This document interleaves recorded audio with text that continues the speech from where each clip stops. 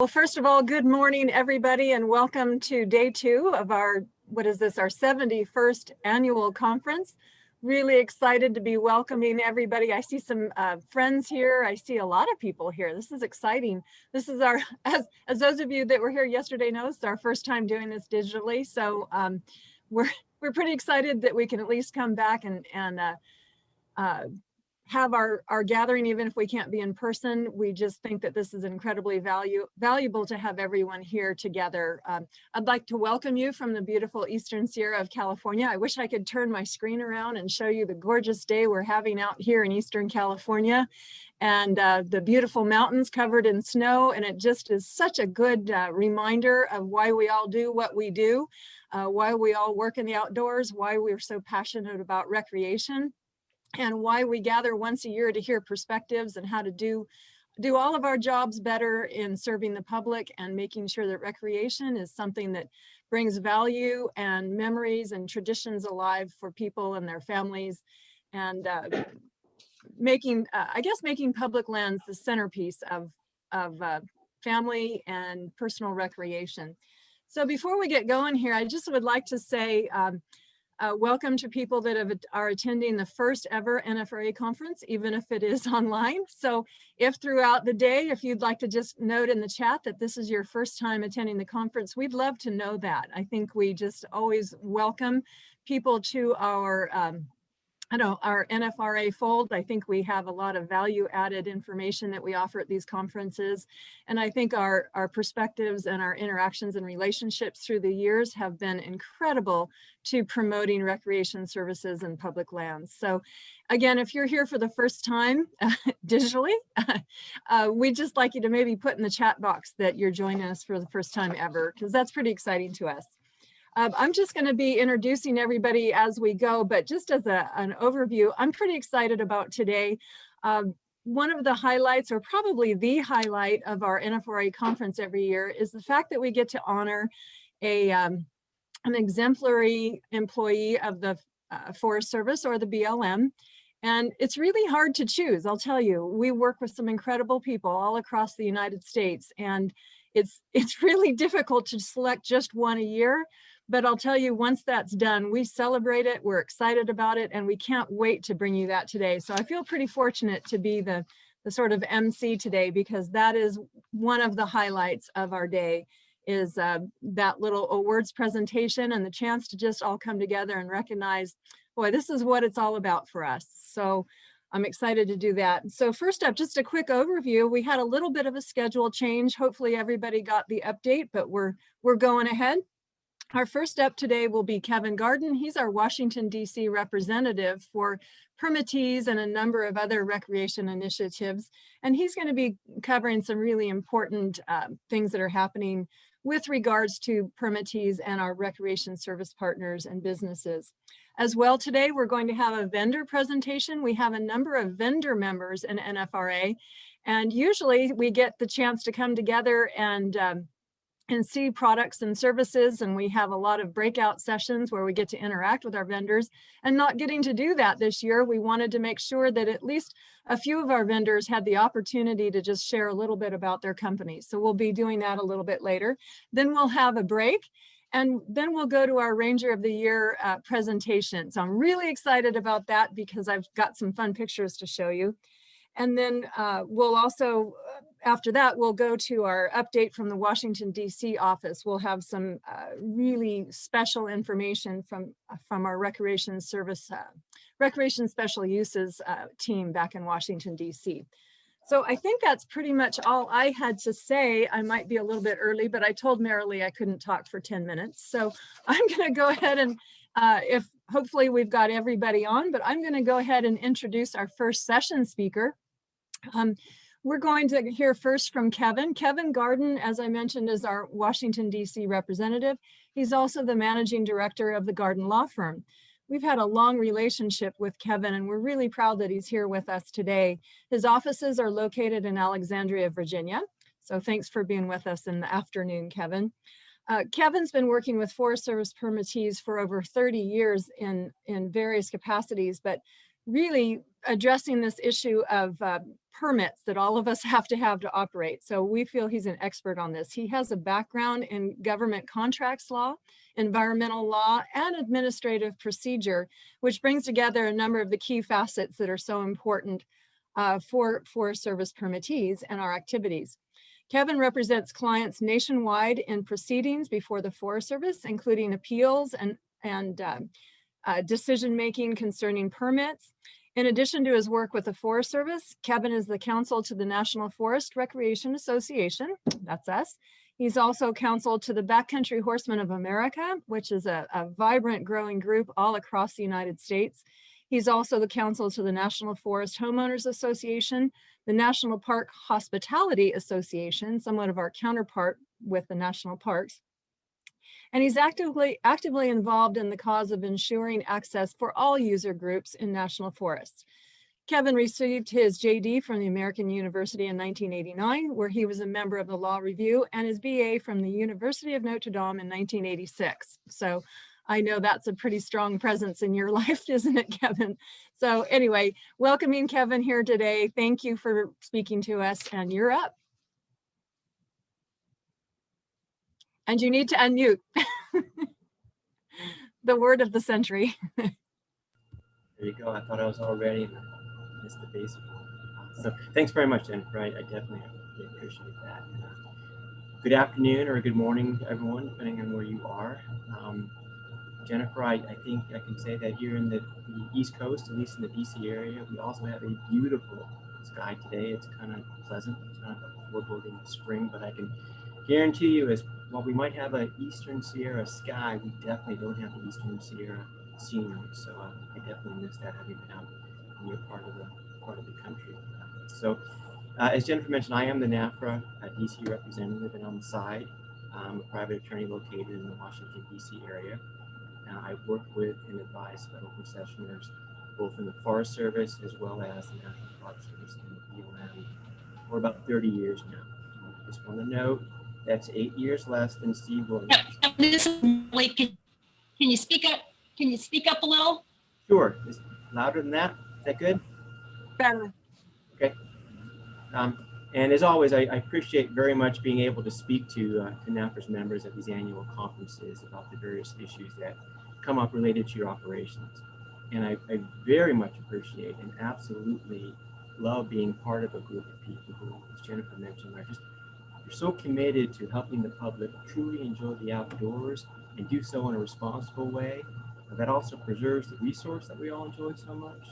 And at the same time, making sure that everyone out there really has a good time and wants to come back. So it's no easy task, and you guys do it really well. I'm just proud to be part of your group in some form and give you whatever help I can.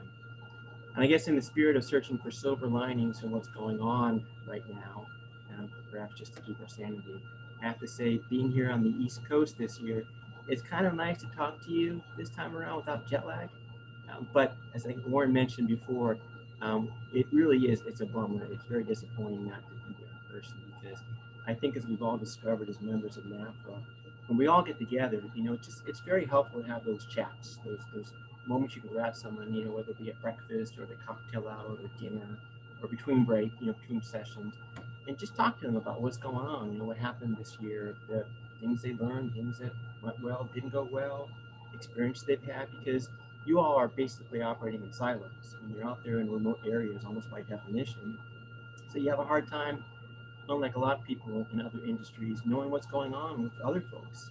And I really do value that opportunity. I think everybody does as well. It is a bummer to miss that. But hopefully hopefully next fall, or this fall, I guess I should say, we'll all be back in Reno. Jennifer, can everyone hear me? Yeah, Kevin, I think we're getting a lot of feedback. We got to get you. First of all, I think if everybody can mute except Kevin, thank you, Philip, for pointing that out. And then Kevin, yeah, we got to get you. We need your face right up. Okay, yeah, I wonder what's wrong with my mic here. Actually, let me do a quick check on my mic settings so I don't have to yell at y'all. Just real quick here, I think I can do an audio setting check. Oh yeah, I think I can turn this up. Let's see. It's supposed to be good. Let's see. not letting me go up very much. So I will just have to yell for you guys. Is that a little bit better? Oh, it's still a pretty loud hum. Oh, the hum, is that coming from me, do you think? I think we've got a couple of people who are still unmuted. And I think if everybody unmutes, maybe Esther, or I'm sorry, everybody mute. And then so Kevin is the only one unmuted. How's my volume? Do I need to speak up or is it okay? That was a little better. Okay. I'll plant my face right here in my computer. You really need to speak up, Kevin. There's something about your microphones creating feedback and a hum in the background, and you're very soft, and so you're trailing off pretty quickly in each sentence. Okay, can you hear me now? That's better. And then I'll put the slides on so we don't have to see your nose matched up against the camera. Thank you very much. And everyone else thanks you too. Okay, let me try that. Okay, I wonder if you can go ahead and pull that up to get started. Okay, and we can go to the next slide, thanks. Yeah, hold on, I've got to get in slide mode. There we go. How's that? Great, thanks. Okay, so folks, this morning I'm going to talk about some recent changes that the Forest Service made to its regulations which implement NEPA, otherwise known as the National Environmental Policy Act. Now, I know everybody from the Forest Service that's on the call knows about NEPA all too well, but if there's anyone out there in the private industry that hasn't heard of NEPA, I guess you can consider yourself lucky, because most folks have dealt with it. And while we're going to talk about it's well intended, it has become problematic in recent years. So if you don't know what NEPA is, you're one of the few lucky ones. But my goal today is to give you a very simple, very basic understanding of the regulation changes which could impact your operations as special use permittees. Now, I'm not going to get into all of the aspects of all of the changes, which focus heavily on forest restoration and forest health projects. But instead, I wanted to stay focused on what could be of relevance to you as a recreational permit holder. My goal is that when I'm done, you will walk away with a basic but solid understanding of what these changes may mean to you and your operation. And being aware of these new changes can help, because if you have a project that may need to be done in your area, because the instinctual reaction of most agency employees, understandably, when it comes to taking on a project is, no way, and not if it's going to involve NEPA, I don't want to go anywhere near it. And if you can show them that the NEPA process perhaps is not as onerous as they may think, then you may increase your chances of getting that project done. And the other very important point is that you as a permit holder may be required to pay for NEPA work under the agency's cost recovery rules if you want to get something done at your site. And these costs can often be quite high. So knowing about these changes can actually save you some money. Next slide, Ron. All right, so by way of background, for those of you, the lucky few who are not familiar with NEPA, it's a federal statute that sets up a process that all federal agencies must follow when they're making a decision about a project or an action that could have an impact on the environment. But it's important to remember that while NEPA is certainly intended to protect the natural environment, it's purely a procedural requirement, and it does not dictate any particular outcome in any case. The theory behind NEPA is that federal decision makers should, at a minimum, be aware of any detrimental environmental impacts of the action they're considering before they make a final decision to go ahead. So the intent of NEPA is obviously something that benefits recreation permittees, because your customers are coming to you specifically to enjoy the natural environment. And that's what NEPA is aimed at or was intended to protect. So the intent is very, very good. Next slide, please. But to make my point about the procedural role that NEPA plays, and here's something I don't think many folks realize. Even if a federal agency conducted an assessment under NEPA of the impacts of a particular proposed action, and they concluded that the project would destroy the planet, literally destroy the planet the day after the project was started, the agency could still, without necessarily violating NEPA, decide to go ahead with the project. Now, that decision might get challenged in court, hopefully would get challenged in court. But it's an important point I wanted to make to ensure you understand what NEPA is and what it's not.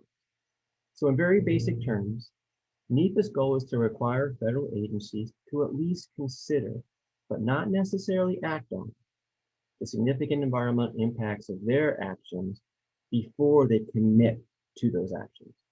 Next slide, please.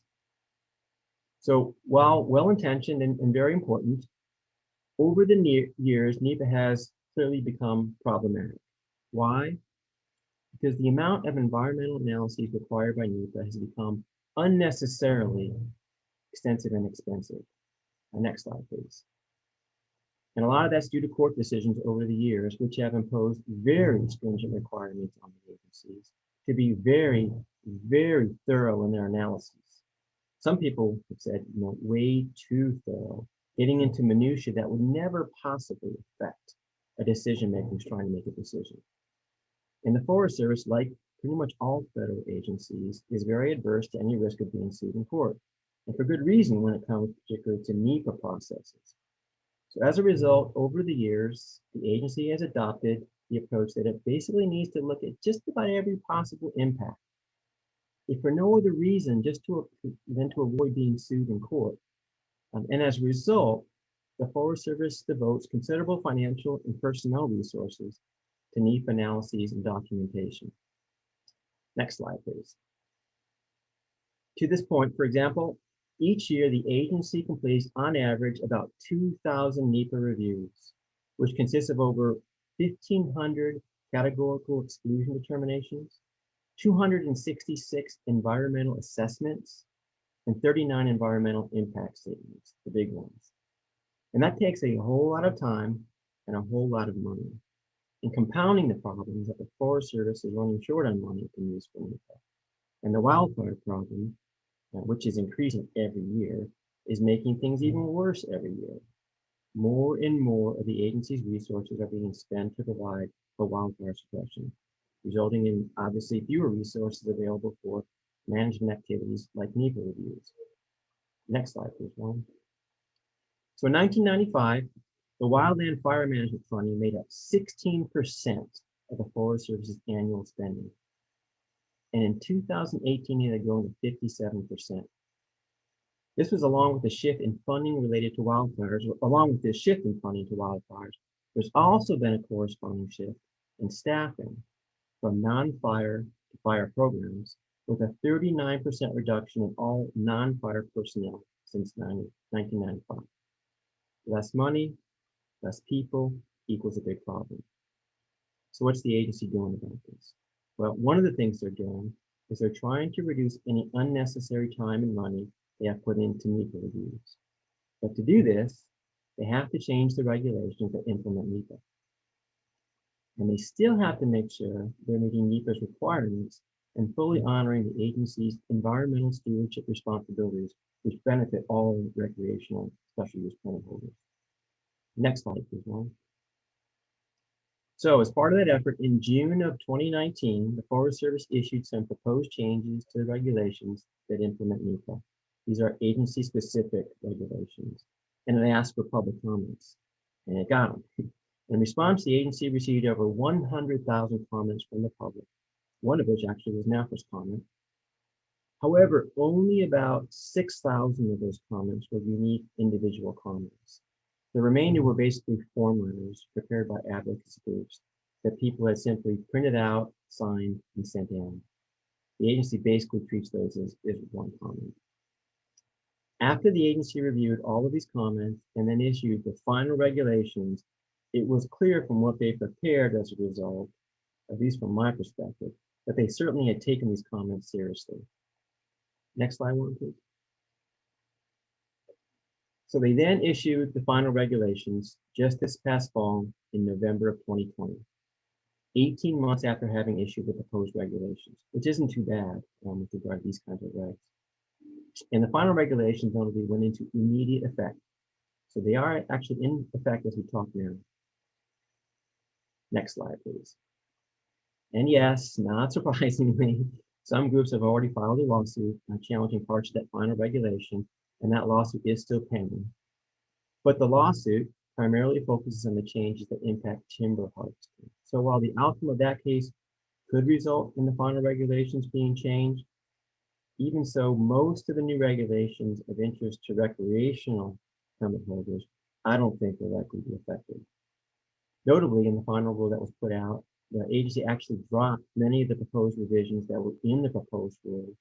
And that was because in addition to comments it received from the public, after the agency issued its proposed regulations, the Council on Environmental Quality, or CEQ, which has primary responsibility across the federal government for issuing NEPA regulations, they then issued their own proposed rules to implement NEPA. So because of what was in those proposed rules from the CEQ, which came out after the Forest Service had issued its proposed rules, and because the CEQ rules take priority, the Forest Service had to withdraw some of its proposed changes for now for further review. But it is planning on issuing a second set of proposed NEPA regulations in the future to address those items that were left out this time around. Now, as I mentioned, rather than go over all of the changes in detail, what I want to do today is simply highlight those changes which relate to recreational special use holders. Next slide, please, Warren. So here's, honor to the old Batman show. The final rule establishes two basic things of importance to recreational permit holders. First, it creates some new as well as revised categorical exclusions pertaining to certain special use authorizations, which also relate to infrastructure management activities and restoration activities. Now, I'm going to talk more in a little bit about what exactly a categorical exclusion, or CE, is. But basically, it applies when you have a small project that won't have much of any actual impact on the natural environment. And it allows the agency to avoid having to do an extensive environmental analysis. The second thing the revised regulation does is add a provision that allows the agency to simply use previously completed NEPA analyses if they already in fact cover the issues related to the new project. And that also can obviously save a lot of time for both the agency and the permit holder if that documentation exists. Next slide, please, Warren. Okay, so what is a categorical exclusion, or what's commonly known as a CE? Notably, and contrary to what some folks have asserted, it is not an exemption from NEPA. Instead, it's a level of review for a project that does not require or can be excluded from the more extensive analysis which has to be done for larger projects. Categorical exclusions, or CEs, are for activities which the agency has determined based on its own prior analysis or its own prior experience do not have significant environmental impacts. And therefore, they don't require more detailed environmental analysis. It's basically for small or very low impact projects. However, it's not just for any small project. There are specific categories for what types of small projects can qualify for a CE. And a project must fall under the scope that's identified under a particular CE category to qualify. In addition, even if the project qualifies under a specific CE category, the agency is still going to put out a notice of its proposed project and allow for public comments. So again, contrary to what people may suggest about CEs, it's not as if a CE allows a project to be done in secret or without public notice. Quite to the contrary, it's very much a public process. Next slide, please. Okay, so here are some examples of some long-standing CE categories, just to give you a sense of what they typically cover. They include projects like closing a road to protect bighorn sheep during a particular type of the year, replacing a roof, installing or constructing, putting in a storage shed, resurfacing a road to its original condition. In addition, I want to point out, even if the project falls under a designated CE category, such as the ones we're going to talk about, nonetheless, the agency still has to consider whether or not there are outside extraordinary circumstances unique to that situation, which would preclude the use of a categorical exclusion and make it inappropriate.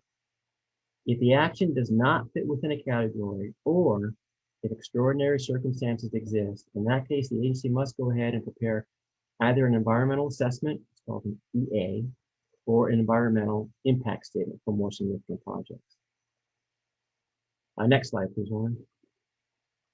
So as to what specifically relates to recreational special use permit holders, there are 4 new or revised CE categories in the final rule. The first, which we have up here right now, is this one merely involves combining 2 prior CE categories into one. So it's not exactly new. The regulations had previously provided separate categories for amending an existing permit and one for issuing a new permit to replace an existing one. The agency realized that when they were doing this process, that basically these actions were essentially the same thing. So they decided to consolidate both into one category and just have less print in the regs, which makes perfect sense. Now, the important thing to remember about this CE, though, is that it has 2 basic criteria. First, you have to have a permit already in place. So there has to be an existing permit. And there cannot be any changes to the on-the-ground activities. So as noted here, is purely for administrative changes. It's what I like to think of as the paperwork CE. If the action is just paperwork, the CE likely applies. You got that button. So that's how I think of it. It's basically what I think of as the paperwork CE. But you can't have any changes to what's going on the ground to qualify for this. Now, most Forest Service employees, at least the ones I've come across, are very much aware of this CE. But every now and then, you might have a new permitting administrator who's not. So it's good to be aware of this. One of the specific examples provided by the agency in their comments, but one you may all be familiar with and kind of help you understand how this works is this CE category would apply when the agency is converting a short-term priority use outfitter and guide permit to a longer-term priority use permit. Now, in that example, I thought was actually interesting because it demonstrated to me when I was looking at it that when the agency reissues a permit, so there's an existing permit and it's going to reissue a new permit to replace the existing one to allow the continued operations, it can actually make the new permit for a longer term than the prior one and still qualify for a CE. I think this example the agencies pointed out demonstrates that pretty clearly. Now, next slide, please, Warren. Okay, so that was the paperwork CE. The second CE category is in fact brand new, and it's for issuance of a new permit or an amendment to an existing permit for activities in or on already existing roads, areas, or facilities, or where those activities are actually currently allowed, even if they're not currently occurring in that area. And while it's probably obvious to everyone on this call, including the Forest Service folks we have with us who are used to working with special use permits, in coming up with this new CE category, the agency agreed and stated in the comments that, in general, there is no difference in environmental impacts between recreational activities conducted by the general public and recreational activities led by an outfitter and guide. And I think some of you would agree with me when you look at those words. That's really terrific to see that fact being acknowledged. To me, that's a huge, huge and very positive development in how the agency views concessionaires. While this CE is, as I pointed out, not for a brand new activity in a location where it had never been authorized before, it basically recognizes that if the agency has already decided that a type of activity can occur in an area, it doesn't need to go through, it doesn't have to go through an extensive NEPA study simply to allow an outfitter and guide or another concessionaire to get a permit to conduct that very same activity with its clients. Now, examples the agency has given, if I have listed up here that qualify for this, are, and these are ones that pertain specifically to recreational users. Issuance of an outfitting and guiding permit for mountain biking on trails where they have not closed them to mountain biking, so it's already been authorized. Issuance of a permit to host a competitive motorcycle event, for example. Issuance of an outfitting and guiding permit for backcountry skiing.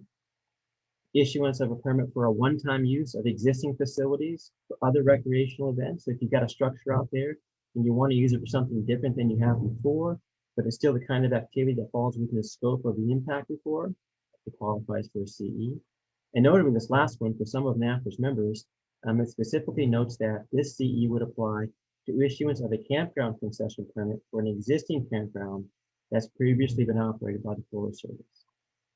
So I think we should call this one, this CE category, the been there, done that CE. So we've got the paperwork CE, And now we have the been there, done that CE. Next slide, please, Lauren. Okay, this third category is for special uses that require less than 20 acres of land. But it's not quite that simple. I'll talk about that. The prior regulation had been limited to activities on 5 contiguous acres or less. So this one increases the area and also doesn't make it contingent on being on contiguous acres. So you can have 20 acres in the aggregate. So if you have a project that's on a relatively small area, you want to keep this CE in mind. It might work for you. Examples of where this CE would apply include, for example, the approval of new communication structures at a site that's already approved for that kind of operation, or approving a utility corridor, such as you see for power lines. And I would think the CE category would also apply to a recreation facility that wanted to add certain improvements that did not impact more than 20 acres, at least theoretically. But keep in mind, you won't automatically qualify for the CE category simply because your project is less than 20 acres, because the agency also has to consider all the other circumstances and all the other impact related to that new activity, including whether the activity in the area and thus the impact is going to increase. But again, it's worth remembering that this category is out there and it could be helpful. So again, to keep this kind of simple and give you that walk away knowledge, I think this one's easy to name. We'll just call this one the 20 acre CE. So we've got the paperwork CE, we've got the been there, done that CE, and the 20 acre CE. So next slide, please. Let's turn to the last one. Okay, the fourth and the last category is in fact another brand new CE category for recreation site construction, which the agency specifically noted in the reg also includes those sites managed by concessionaires. So it's not just for agency-owned facilities or agency-run facilities. Now, in creating this new CE, the agency stated that the CE will increase efficiency and NEPA compliance for proposed actions to improve existing recreation sites that are in decline or pose safety or resource concerns. So this CE covers sites like campgrounds, picnic areas, day use areas, fishing sites, ski areas, and observation sites, things like that. And it also covers projects that support recreational use, like working on a toilet or a shower facility, docks at a facility, water systems, campsite areas, chairlifts at ski areas, parking lots, or rental cabins. So it's not just specifically for what folks use, but what's needed for folks to recreate. And also the category includes construction of all other infrastructure at the sites as well. So it's pretty comprehensive with regard to that kind of activity. So basically, I think we should call this one the deferred maintenance / improvement CE. I guess we could also call it the GAOA CE based on Jeff's talk yesterday, explaining how the funds from the Great American Outdoors Act will be spent. Because I think this one's going to come in pretty handy. So that's it for the CEs. That's the 4. So all you have to remember, and I know it can get pretty complicated, but just to kind of keep a simple grasp on it, all you got to remember is that there's a paperwork CE, there's a been there, done that CE, a 20 acre CE, and this deferred maintenance / improvement CE. So I'm hoping that's what's going to stay with you. Just keep it simple for now.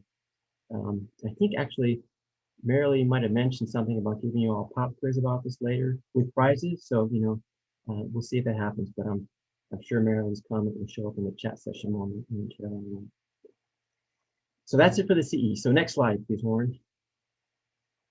Coming around here. Okay, so in addition to the 4 CEs, the categorical exclusions, the final rule also adds another very, very helpful provision, which allows the agency to use or reuse a previously completed Forest Service NEPA analysis, if that analysis basically is already done what a new analysis would do.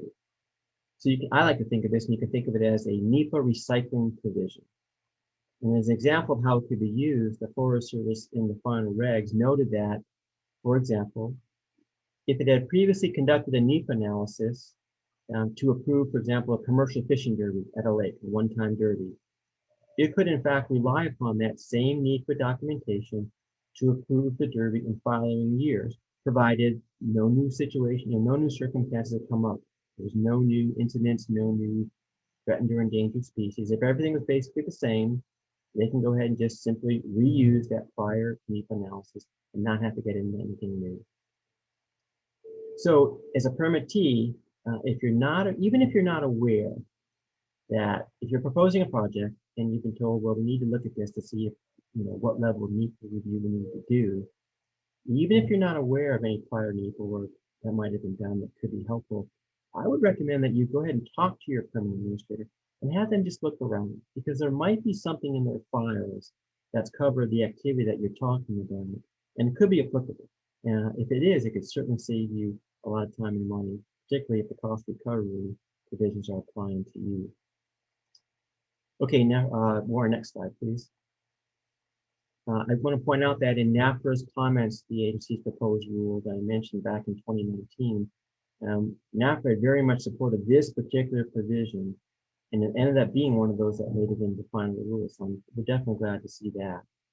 As I mentioned, this one could be particularly helpful if it applies to your situation and save you a lot of time and money, because you can just reuse what's been done before, and everyone comes out ahead on that one.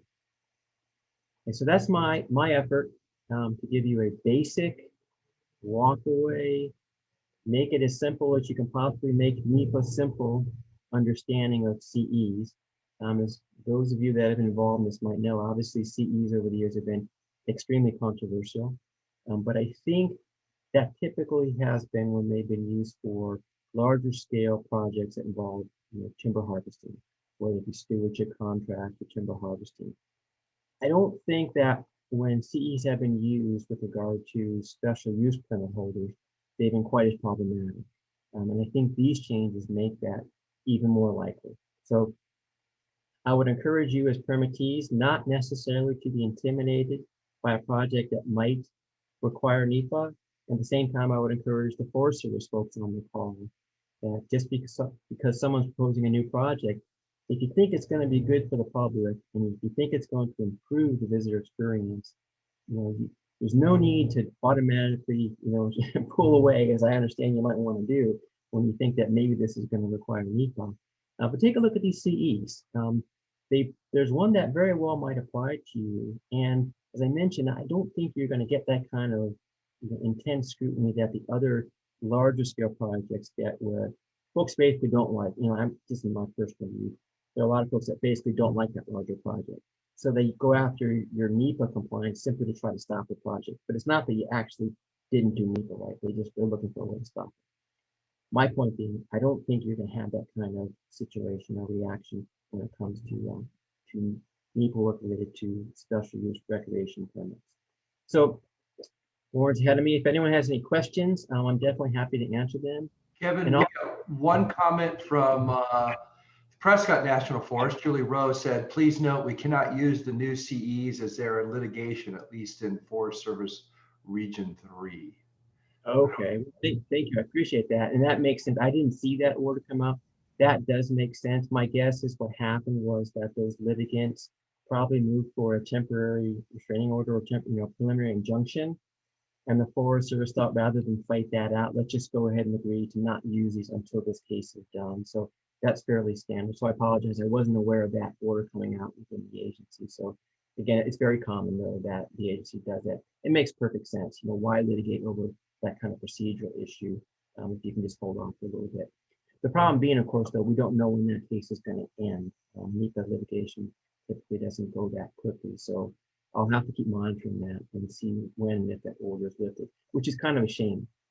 Because I looked at that complaint, and clearly that complaint was brought by folks who were worried about it being used for the Forest Service to engage in more widespread projects like stewardship projects and timber harvesting. And that's not what these CEs apply to, so it's a shame they couldn't have been exempted, but that's typically not how it works. Yeah, it looks like from some of the comments that several other regions have chimed in that it may be agency-wide kind of pause or hold on them. Yeah, and that's typical. I think, technically when you bring a case in the district court, some people say that district court only has jurisdiction over that district. Other district court judges will tell you more. I think I think it's probably an inconsistency. I think we've got the one out. But I do think, I think the Forest Service did a great job on these. So I think their chances of prevailing, maybe with minor changes, are very high. And so I think that in the end, when all is said and done, I do think that these categorical exclusions that apply to recreational spring holders, I think they're going to survive. I think one day we're going to see these and be able to benefit from it. But note that the administrative, the paperwork CE I talked about, that's already in place. So my guess is that's not subject to the injunction because that's an existing regulation where they simply combine two prior regulations. So at least you can still use that. Kevin, this is Marilee. We're getting some comments about the existing, the old, the authorities under the previous use of CEs that they could use. Mm-hmm. Can you speak to what? Because weren't those CEs? Didn't it say that if you just have a change of ownership or whatever? So if you can maybe speak to that, that'd be good. Right, and that's what I'm speaking to now. Thanks. Yeah, the administrative, the paperwork one. That's not, as I mentioned, that's not a brand new CE. That's simply consolidating two prior CE categories into one. And as far as I looked at the complaint, it certainly didn't directly address that CE, nor did that CE, as far as I know, ever get challenged before. It was in effect prior to these regs coming out. So Marilee, with regard to that one, that's still very much in place. And it essentially is the same as it always has been, which is that as long as you're just basically doing paperwork to fix things up, such as change of ownership, but there's no change to the on-the-ground activities, which again is what NEPA's worried about, right? NEPA's focused on, is this decision going to impact the natural environment? So if the decision is something that's going to have no impact on the natural environment, it's just going to involve people doing some paperwork and getting it all straightened out, it's in all likelihood, this CE would apply to it. So if someone's selling their resort, marina, pack station, camp or whatever, they should be able to use, and there's no new projects proposed, to say just a different truck in the driveway. They should. The one exemption, as I mentioned, the one point to make is that even if it otherwise falls under a CE category, they have to look at extraordinary circumstances. And this is highly discretionary with the agency as to what they do when the applies or not. So if there are other things going on, the agency might feel that qualifies as extraordinary circumstances and never go to a higher level. But that's highly discretionary. So if the Forest Service feels comfortable that this is not going to have any change to the on-the-ground activities, even with these other circumstances going on, if this activity is basically going to stay the same, it really does fall under the CE. So I would take the position that this CE would very much apply if within the four corners of that permit, the activity is going to stay the same, and you're just looking at new ownership, someone is acquiring a permit, and they're going to do the same thing. You look at the CE, it applies. So I think there's a legal, very strong legal basis to say this is exactly what CEs were intended to be. And to just kind of reiterate what you said, even if it's a change of the length of term from a 20 to a 30-year permit, a CE can still be used for that? That's my view. I've dealt with situations where agency personnel in supervision, if you're going to issue a new permit, an existing, you're going to renew the issue of the permit. If the new permit has a longer term than the prior permit, some folks have argued to take into consideration that NEPA has to be built, an EA, not just a CE. But I think, as I pointed out, the example that the agency itself gave with regard to when you switch from a temporary use outfitter and guide permit to a priority use, longer term guide permit, and you basically have these buy-up permits that outfitters and guides get. If they do a good job, they get awarded a longer term permit. If the agencies acknowledge that you don't have to do an EA or an EIS, you can get a CE in that situation, I think it makes it pretty clear that if the new permit is just simply for a longer term, but the activity is going to be exactly the same, the CE would apply. So you don't have to do an EA. Thank you. Marilee, this is Steve Scheid with the Forest Service. Can I add some clarification to the pause that we're going through? Sure, absolutely. So again, my name is Steve Scheid. I'm the Regional Program Manager for Recreation Special Uses in the Intermountain region. And we've had a number of calls with other groups similar to yours, and we've identified, want to be clear on the pause. So these new CE categories were approved, went through the Federal Register and were authorized in November. And largely because of the change in administration, which is very traditional, that when a new administration comes in, they want to review things. We've had an informal pause on implementing the new CE categories. And the informal, the question from other industries has been, well, when will this be lifted? Because we all recognize, as Kevin talked about, there's some real utility and efficiency in these new CEs. So really the word we're getting informally is that as soon as the secretary is approved, we will get that. And I read yesterday that Secretary Glickman was approved. So we don't have a date on that yet. But the caveat on this, which I think maybe most concerning, is that when we pass the authorization through the Federal Register, when those new CE categories were approved, basically at the same time, the old CE categories were removed. So we do not have the ability to use the old CE categories, the 5 contiguous acres, those. So right now we've got this void, and we recognize that a lot of our NEPA work is being done at this time of year, especially with our partners. So we do have a process that folks can go up through their region, through their forest, and then through their region to look for an exception. That if it's critical public safety, things like that, then we can have an opportunity to go. And we're doing this on a case-by-case basis, recognizing that some work there's a greater potential impact or conflict if we don't do things. Some things are legislated. There's some real time-consuming things, time-sensitive things. And so if you've got projects, if you're in that situation, again, engage your permit administrator. They'll work through your forest and up through the region, and those are going to the Washington office. We're hoping this will be lifted soon, but bear with us as we all go through a change in administration, and many of our policies are reviewed. So this being a new one, they want to make sure that we're moving and implementing these in the right way. I don't expect that we're going to have changes, but I think they want to make sure that the projects that we push forward, if we do get litigated, like it sounds like we may have in Region 3, the projects we're moving forward are set up to succeed, and that in the long term we don't get encumbered by these kinds of challenges with projects that may not be appropriate. So there's some oversight going on. Bear with us. We're gonna, again, we're as anxious as anybody.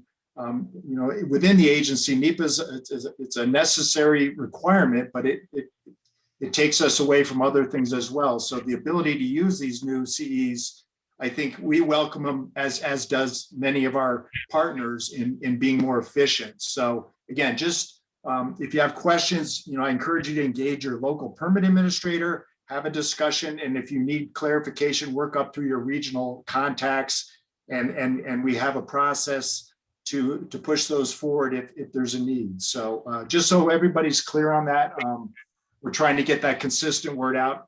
It appears we got a lot of folks in different places, and as that information trickles out, it's clear that we're not totally consistent. But that's the word we're getting from the Washington office. Okay, thanks very, very much for that clarification. I mean, that's, again, just shows you the value of having the folks from the Forest Service on these calls who can keep us up to date on that. It's actually encouraging to me to know that that's not tied up to the court case, and can't be lifted into the court case, which could be years. So it's encouraging to hear that maybe this is going to be lifted sometime in the near future.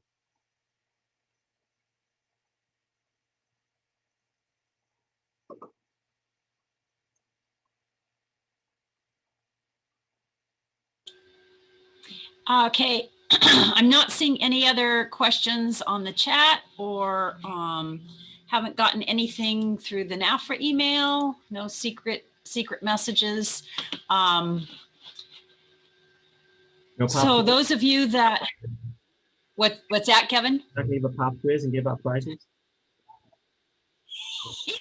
Well, but I can't give I can't throw horseshoes to the winners anymore. I'm so befuddled. You could give people silver horseshoes. Or little chocolate kisses. This is just, I just don't know what to do with myself here. Okay, anybody else have anything that they want to ask Kevin, anything related to special use permits, even if it's not Yeah. a NEPA thing? Marilee, there is a question in the chat Okay, from Rob. Kevin, could you speak to buildings and how NEPA applies to historical buildings specifically? Yeah, I can't really speak to that one offhand because it gets kind of complicated. It gets, you've got a lot of different issues there between the National Historic Preservation Act and NEPA and all those issues kind of colliding, and whether or not there's a programmatic agreement in place. So my suspicion is that in most cases, not knowing the specific facts in Rob's situation, you've got, it's going to depend on where the action itself impacts the environment. And the historical building issue is kind of an overlay to that. Because those are two separate statutes. You got the NEPA statute, which is focused on impacts the environment and making sure those are assessed by the decision maker before they approve a project. And by the way, the agency has taken the position that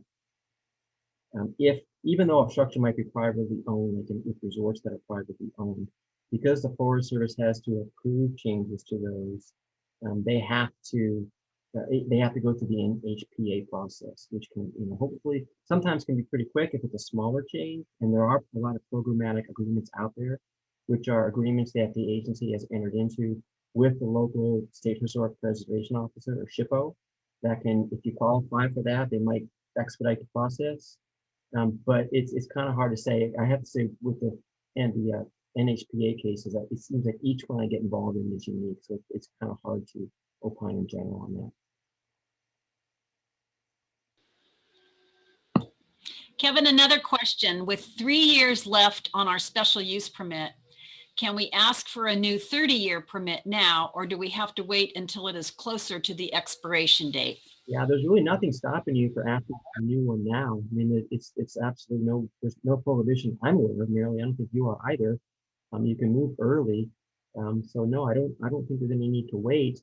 The problem, like in my experience, is that if you're 3 years out and you're starting now, you're probably going to get one about your last year anyways. But again, hopefully these new CEs, even though they're not in effect right now, I think if you read through the description and the comments that the agency provided with them, particularly Forest Service folks too, it kind of gives you a better sense of how they should work. And so if you feel comfortable, about that, I think you can at least remove the issue of, I know there's been some reluctance, at least in my experience, that when you're issuing a new permit for a significant length of time, like 30 years, there's some nervousness about that.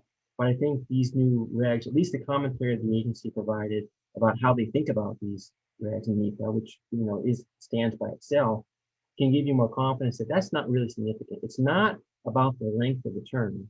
It's about, are you changing the activities? So if you're not changing the on-the-ground activities, the length of term really is, I would argue, is just irrelevant.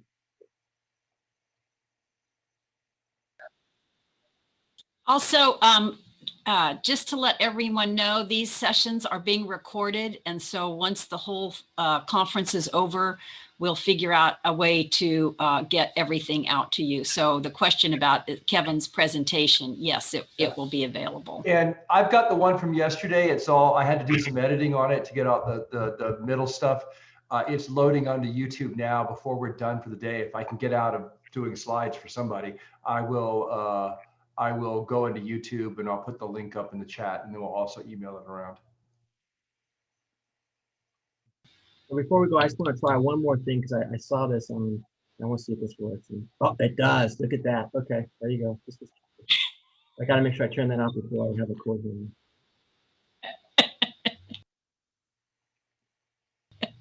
Okay, that went, Thank you yeah, that went in a direction I'm not too sure we needed. So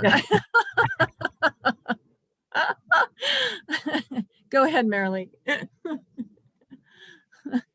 Anyway, Kevin, thank you. As always, your clear and concise and consistent manner of explaining things is always helpful, especially to those of us who maybe don't know some of these public processes really well. I know it's quite challenging thing for a permittee to maneuver through public processes. We'll just call it that, I guess, for all the various things. And you mentioned SHPO. You know, I know that's been a big deal here on the Inyo National Forest over the years and the programmatic agreements. One interesting thing about SHPO, or about historic preservation agreements, we also have tribal historic preservation officers that we often work with. So there's a number of overlays that a permittee needs to negotiate through. So anyway, thank you for that. I just want to make sure there weren't any other questions for Kevin. Now's your chance, even if it's not with regards to CEs. Any other thoughts, questions, comments? Right. Kevin's been one of our altogether best resources over the years, so we really appreciate that. Okay, well, if not, Marilee, can I go ahead? One thing, Jennifer, not to just to save typing back and forth on the phone. The timings are not in the presentation, so I can just do it manually off my watch if you want me to. So if you want 22-second timings, I do. Just tell me when to start, and you don't have to tell me every slide. I'll just bang it every 22 seconds. Sounds good. That'd be perfect. Yeah, I'm a little worried about my internet, so I think that might be the best option. That's fine. Okay. All right. Well, moving on. Thank you so much, Kevin. So our next presentation is coming from one of our vendor members, and I just want to make a note. We're really appreciative of our vendor members. Often when we're in person, they help us to sponsor some of our receptions and a number of the things we do. But one of the things that's also special about our vendor members is oftentimes they're family-run businesses, and that has a special appeal here with NFRA. And so I'm really delighted to have a presentation today from Barry Dutton, and I'm just going to share. Barry, I think you're from Bristol. Are you from the Tennessee side or the Virginia side? We are on the Tennessee side. Nice. I Okay. grew up in Virginia, but marriage brought me to the Tennessee side of the area. Oh, excellent. Okay. Well, Tennessee is where we get most of our mules from out here in California. So we love the volunteer state. Oh, good. Anyway, no so idea. yeah, so thank you for being with us today. I just want to mention to everybody, LW Bristol is a family-owned and operated company with lots of products that offer customer satisfaction. But in addition, as you know, if you own a resort or a marina, or even if you're operating if you're a partnership operating a visitor center, pack stations, campground stores, retail sales are a big part of our businesses. So we really appreciate having vendors we can work with that know the recreation industry, know a little bit about retail sales on public lands and businesses who operate on public lands. So we're really appreciative to have you here, Barry. I do have a bio here from you, so I can read that briefly, but just we're LW Bristol Classics proudly offers highest quality products and custom souvenirs, interpretive items, special employee recognition awards, and promotional items. So anyway, Barry, I'm going to throw it over to you and you're ready to go. Thank you. Thank you. As you said, we are a second generation family business. In business for about 35 years. There's some debate as to when it actually started, because it was kind of a side project at first with the in-laws. I married back in 2007. My wife grew up in the business. And as far as outdoor recreation, we generate in excess of half of our revenue from public lands, retailers, whether that's concessionaires, cooperating associations, and then those independent retailers that are in the gateway communities to some of these larger public lands and national parks and national forests. So public lands plays a big part in what we do. And we do small souvenir items like lapel pins, hiking medallions, patches, keychains, magnets. Hiking medallions are something that are, some people aren't as familiar with, but they're a huge collectible for a lot of people, especially European visitors, which we're not getting as many of those currently, but hopefully they'll be back, and scouting. But can do 100-piece minimum on most all of our items. Marilee has a brochure that has a price sheet on it that she's going to send out later today that has contact information, pricing, a little bit about us, and would love for anyone that has a need for some new product in your stores to contact us and see how we might be able to help you. I do understand that right now, a lot of us are kind of as much in survival mode as we are anything. So new product development may not be real high on your priority list, but when that does turn and you get a chance to do that, would certainly appreciate for you to keep us in mind. And I was going to also kind of give people an indication of, oh yeah, they're working. You know, we do also offer Christmas ornaments. They run in about a $4 price range. And I've got this booth set up here in our office because of all of these virtual meetings and shows we've been doing to give people an idea of, you know, what we can do. Here are hiking medallions, which, as I said, have gotten to be a real popular collectible, especially on public lands.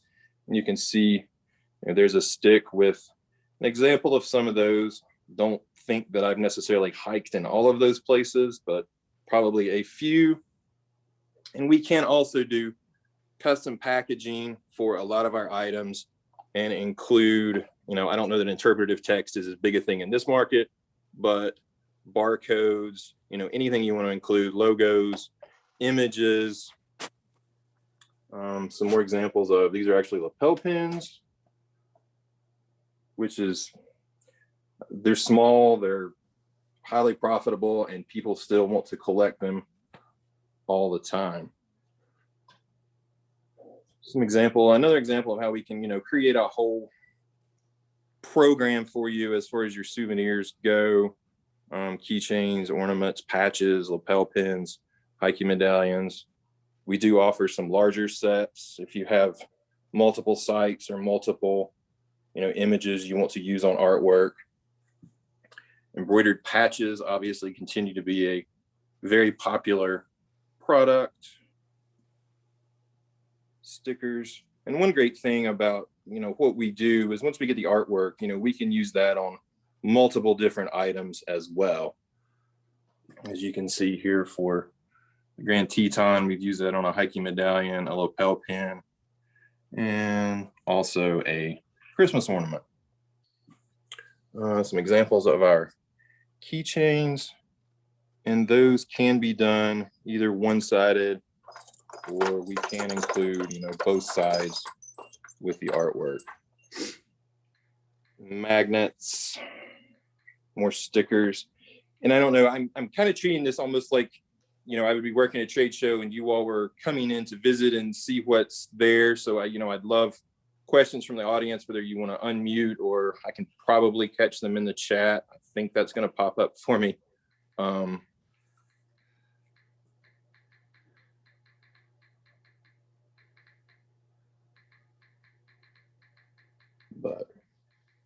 Or we can let you all have a little extra extended break. Again, appreciate the opportunity. Yes, Warren?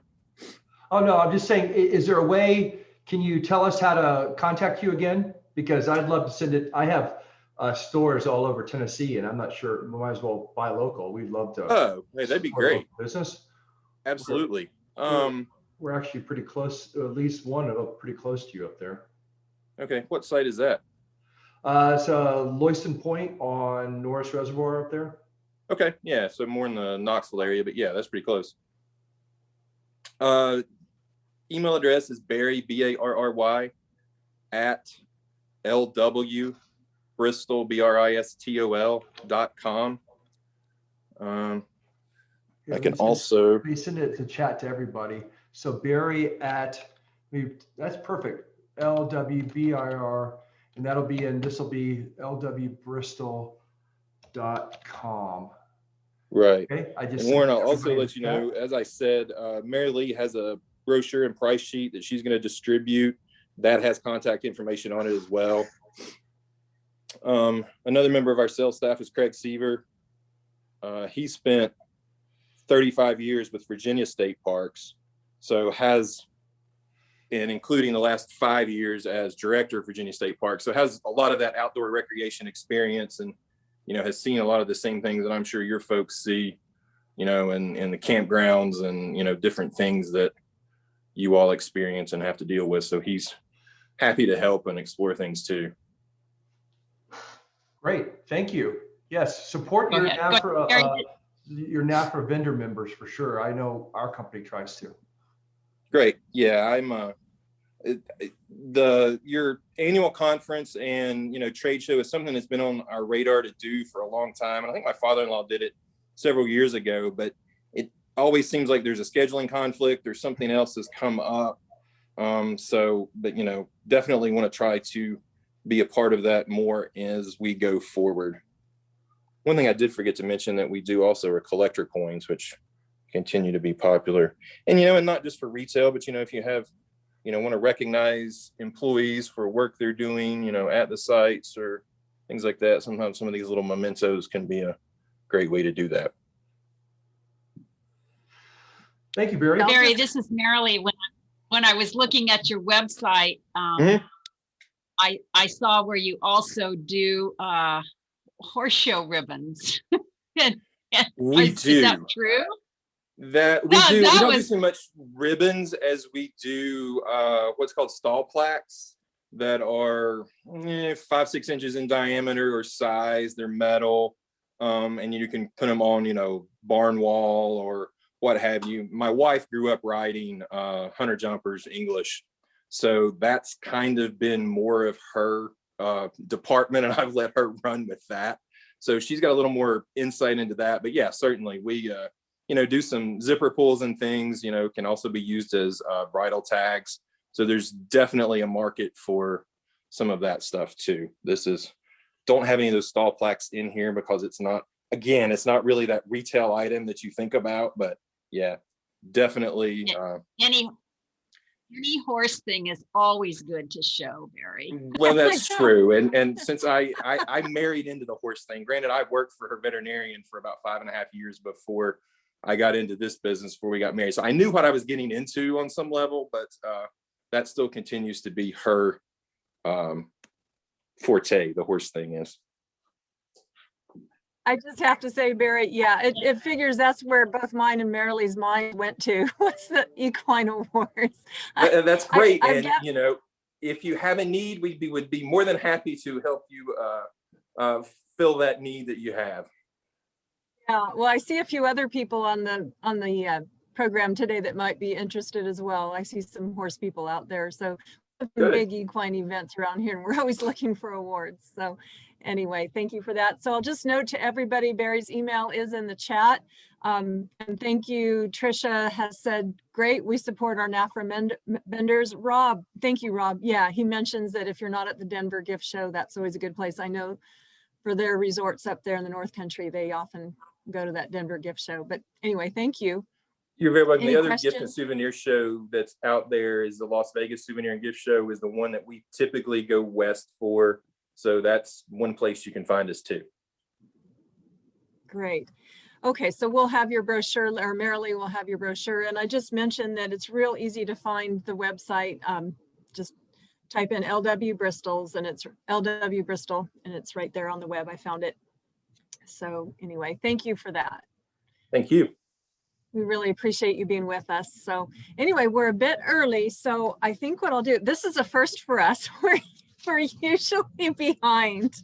So, well, I want to thank everybody for being with us. So we're going to take a short break, but before we do that, I just want to make sure to mention that the session will end today at 12:30, and then at 1 o'clock, NFRA members will be reconvening for our annual membership meeting. We've got some business to attend to. So at the end of this session at 12:30 today, we'll be reconvening a half hour later. So you have a chance to grab some lunch and join us at 1 for that meeting. So I think unless there's any questions or anyone has things they want to bring up, we're going to take a short break now. Is that right, Warren? Are we good for that? And we'll reconvene at 10. So just tell me when we come back, and I'll put it up on the screen for everybody just to remind them. When do you want us back? What after the hour? Yeah, let's be back at 10:25 to reconvene. So 20. Well, everybody's on different times. So 25 after the hour. That's 15 minutes from now. Everybody be back, okay? And I've got your slideshow all working great. So the other thing I want to mention about the membership meeting, you should, I sent out an email through regular email yesterday with the Zoom link for that meeting. So it won't be the same Zoom link for the conference. So if anybody needs that, shoot me an email or give me a call or something. Thank you, Mary. Thank you, So Barry. we'll be reconvening at 25 after the hour. Thanks, Warren. Yeah, we're all in different time zones. Okay, 25 after the hour, we'll be back. I want to thank Warren for not only making this technology available, but so capably handling it. So let's see, it's 10:20 or it's 28 after the hour. So I just want to make sure everybody's back with us before I get going.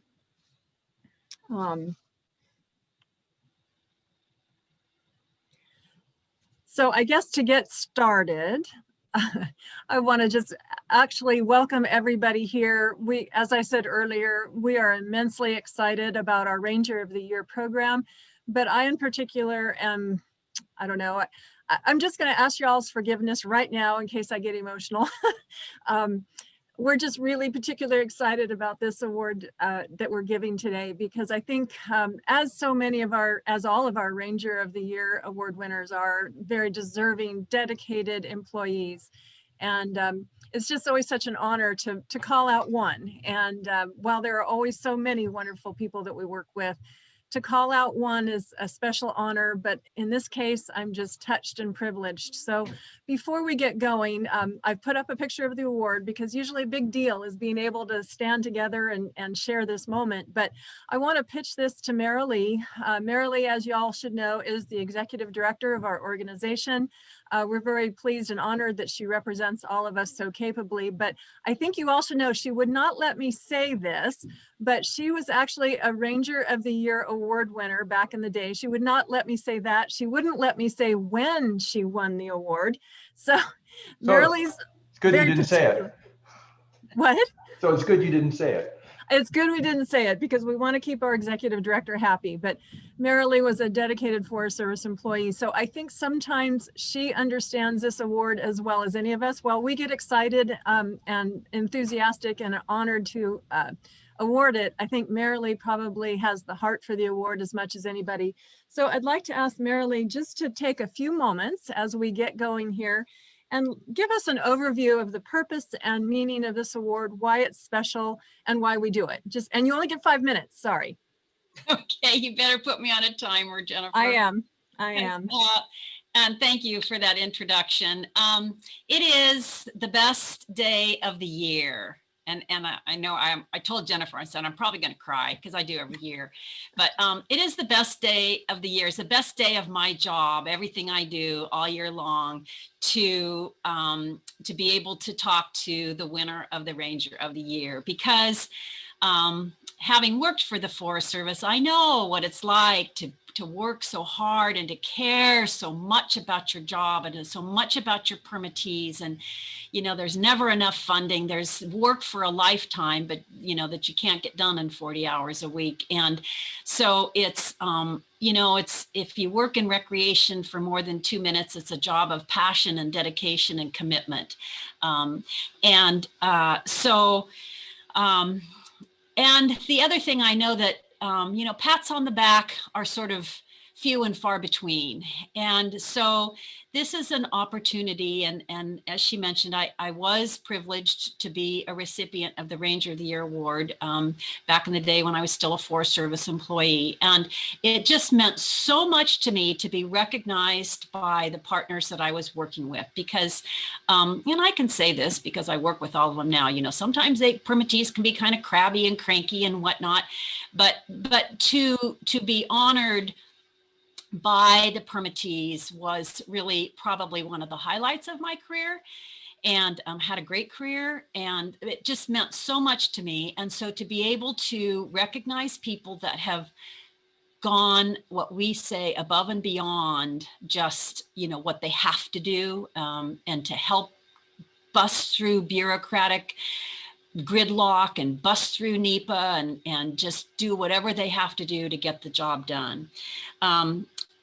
the award was started in 1982 by our forefathers and foremothers of NFRA, that they saw that it was important to recognize an employee who had that had outstanding professionalism and community service. Many of the people that we have awarded, they're also very active in their communities with Boy Scouts or whatever. So we take nominations from our members, and then there's a committee that makes the selection, and then we prepare the award. So I'm going to update. We have a history of the Ranger of the Year award winners from 1980. The first one was in 1983, actually, is the first recorded date we have. And then there was 1 or 2 years we don't have records for, but up through 2000. And so I'm very pleased to, and again, it's just a great moment that we all pause for a few minutes in the work that we are all doing to recognize someone and give them a true pat on the back. So I thank Jennifer. She really had to persevere with this nomination because things sort of came to a grinding halt in 2020. But thanks to her perseverance and some help from, we just received an amazing letter from Randy Moore, Regional Forester, amazing letter from the Backcountry Horsemen of California for Michael's work and dedication. And so very happy to be, to see this a little bit of celebration. We can all use some happy times. So it's all yours, Jennifer.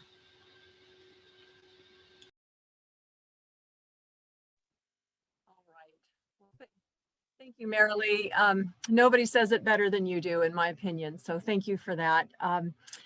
I want to go next to, we're going to bring on some of our co-presenters before we start the presentation. I have a slideshow, of course. So anyway, before we do that, we're going to be joined later by Regional Forester Randy Moore. He will be with us at 11. But I also want to, at this time, hopefully we have Leslie Yen, the Inyo National Forest Supervisor, with us. So I'm going to just take a moment to introduce Leslie, and then I'll introduce Randy, and he'll join us later. So first of all, and hopefully Leslie is with us. Anyway, this is the drawback when we can't see each other. But I'm looking at her right now. She's on the screen right next to you, so it's all good. Perfect. Oh, there she is. Yay. Okay. So first of all, to introduce Leslie, Leslie is serving as our forest supervisor here on the Inyo National Forest. She recently actually just started in this position in October of 2020. Originally, Leslie's from Massachusetts, and she moved west to start her Forest Service career actually right here on the Inyo National Forest. So we're pretty enthused and excited to have a kind of a coming home to have Leslie with us. She came here in 2010 and worked in various capacities on all 4 of our ranger districts over the 4-year period she was here.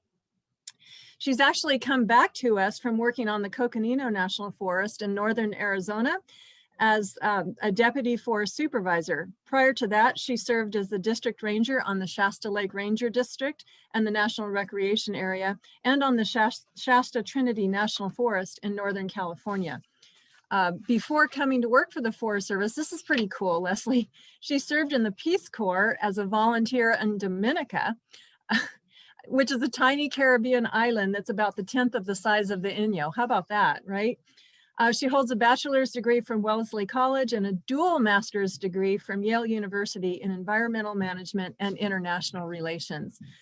Leslie and her husband, Eric, a former employee with BLM's Bishop Field Office, met and married here in the Eastern Sierra, and they consider this place home. So we're really glad to have them, Leslie. We're grateful you're here.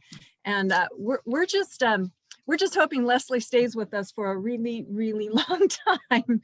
So Leslie, I'm going to ask you to say a few words a little bit later, but I just wanted to let people know who you are, and thank you for being with us today. I think that's incredible that you're a supportive leader on our forest. Secondly, although he's not quite with us, I just want to mention Pacific Southwest Regional Forester Randy Moore.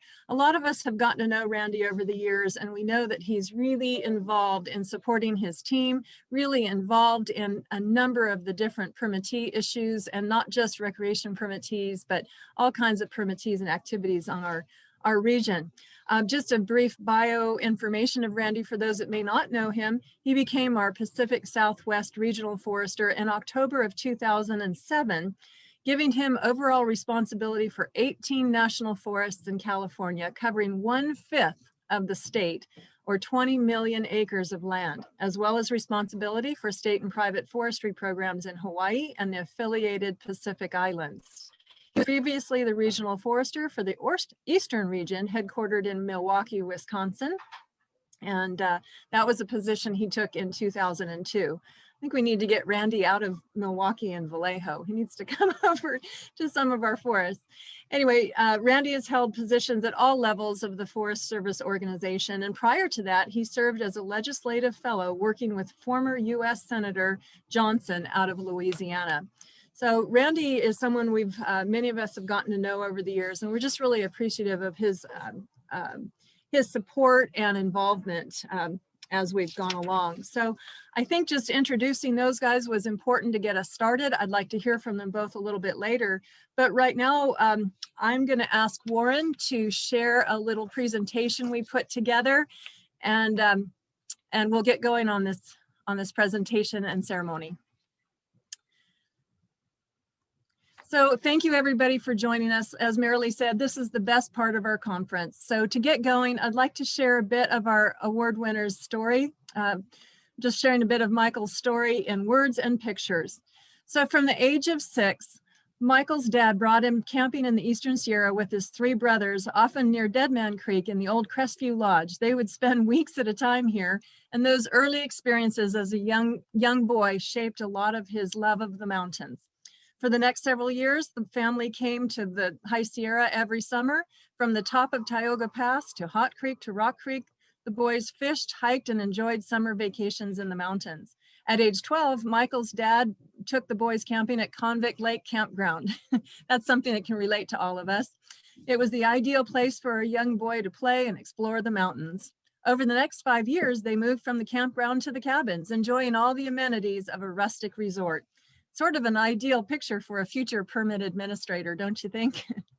One summer at age 15, Michael asked about a job at the resort and was sent to the cabin where the owners, Bob and Dottie Wanger, lived.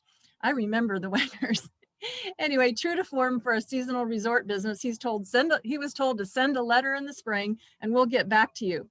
But he was asked, kind of put on the spot, to show if he had any work ethic. So they put him to work washing dishes in the resort for 2 weeks that summer. Anyway, over the winter, he wrote lots of letters all winter long until finally in the spring, pending permission from his dad, he was given a job at the resort. From 1967 to 1973, Michael worked for the Convict Lake Resort.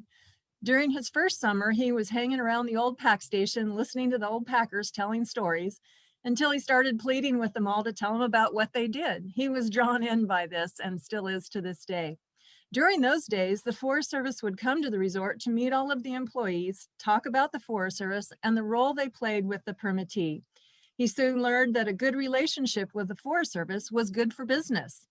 He also learned an aspect of the permit administrator's role that he carried into his own job many years later as the trail supervisor and later as a permit administrator.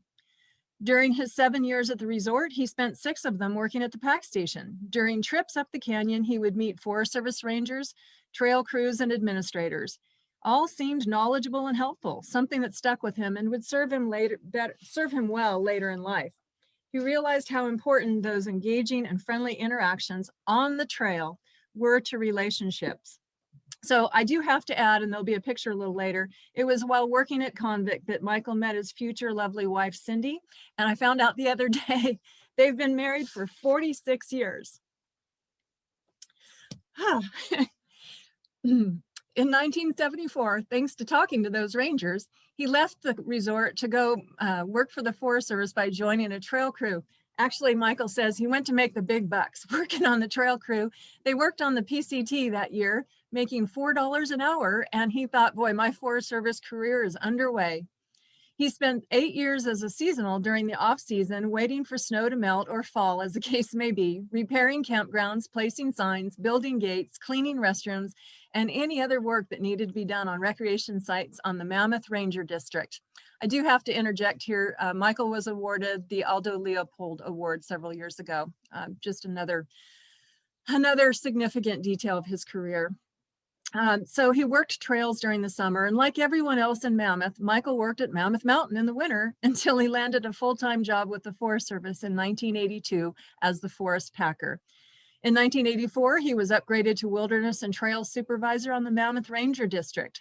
For the next 7 years, he supervised district trails, wilderness, the Nordic ski program, and the stock program. During those years in his career representing the Forest Service, he learned the importance of working for the taxpayer as a steward of the land.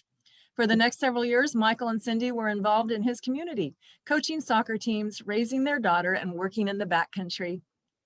In the resort town of Mammoth, Michael learned the value of tourism for his friends, local businesses, and the community, as well as the role the Forest Service played in providing recreation access to public lands.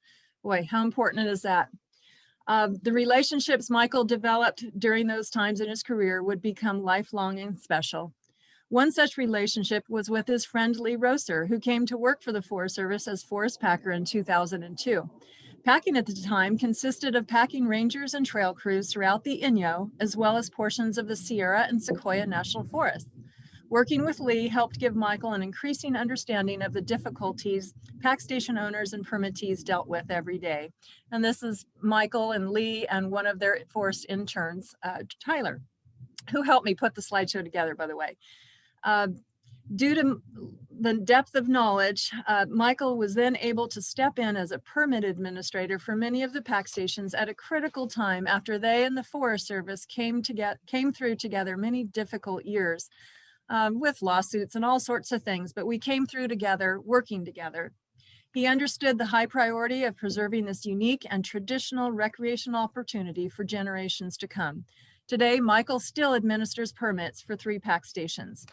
One of the highlights of the last many years has been the expansion of the packing program from the Inyo to build the Packstock Center of Excellence. Working with leadership at Region 5, the Center of Excellence has operated on numerous forests throughout the region and beyond, supporting trail crews, partner projects, fire crews, restoration projects, providing training and education in stock use, and traditional skills. I should say that last picture was Michael and my husband Lee, and Lee hates that picture. That was at the start of the Rose Parade, and you kind of have to be out in the freezing cold. But anyway. With the focus on building skills and carrying on traditions to the next generation, the Center of Excellence operates training programs for Forest Service and BLM employees throughout California, Nevada, and Oregon, offering horsemanship, packing skills, and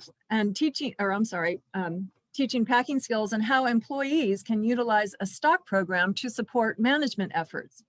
In addition, the Center of Excellence's efforts to support wildland fire crews has led to an enthusiasm for the use of traditional and historical methods of forestry, including the use of pack mules to support wilderness management. This unique program has become so notable that 2 invitations to the world famous Tournament of Roses Parade in 2015 and 2019 resulted in entries of working pack mules, historical units, volunteers, and firefighters. This is Michael and Cindy at the Rose Parade, actually at the LA Equestrian Center after the Rose Parade. Stealing the hearts of millions, the mules and firefighters, accompanied by Smokey Bear, have brought enormous cheers the entire 6 miles of the parade route. That has been an incredible experience to work with Michael on as a volunteer, and the team he's put together to pull that off has been exemplary and has been shown to just brought tremendous honor and respect and fame to the Forest Service, not only the Packstock Center of Excellence, but the wildland firefighters, and of course, Smokey Bear. So while the stories continue to be made, we're thrilled and excited to take a moment to honor Michael for his years of service, his unique and exemplary contributions to recreation, forest management, and continued access to the vast and spectacular wilderness landscapes of the High Sierra and mountain ranges beyond. goodness. Michael, I just want to say congratulations. Your impact to the forest, to the people whose lives you work with, to the permittees that you work with, has been exemplary and has been something that has impacted many lives around you. So I'm so sorry, but I knew this would happen. I tried really hard not to, is why I read instead of talked, so I could be keep it together. But anyway, I just hope that everyone's had a chance to enjoy these beautiful slides and to see Michael in his true day-to-day life. There he is as a winter Nordic ski operator. But I think one of the things I hope everyone sees from these slides is that Michael has truly dedicated his life to preserving the land and caring for people, caring for the land, and working with partners, and always doing whatever it took to get the job done. There's something to be said, I think, for the honor and dedication of a packer, but a packer who works for the Forest Service and carries all those skills and traditions forward is something we truly, truly honor and appreciate. So I think we're getting close to the end, but I just want to say that I did ask my husband, who works with Michael, to just poke his head in. So he's been out farming. And so anyway, this is Lee, who gets the opportunity to work with Michael. I do want to say that they have been friends since the 1970s.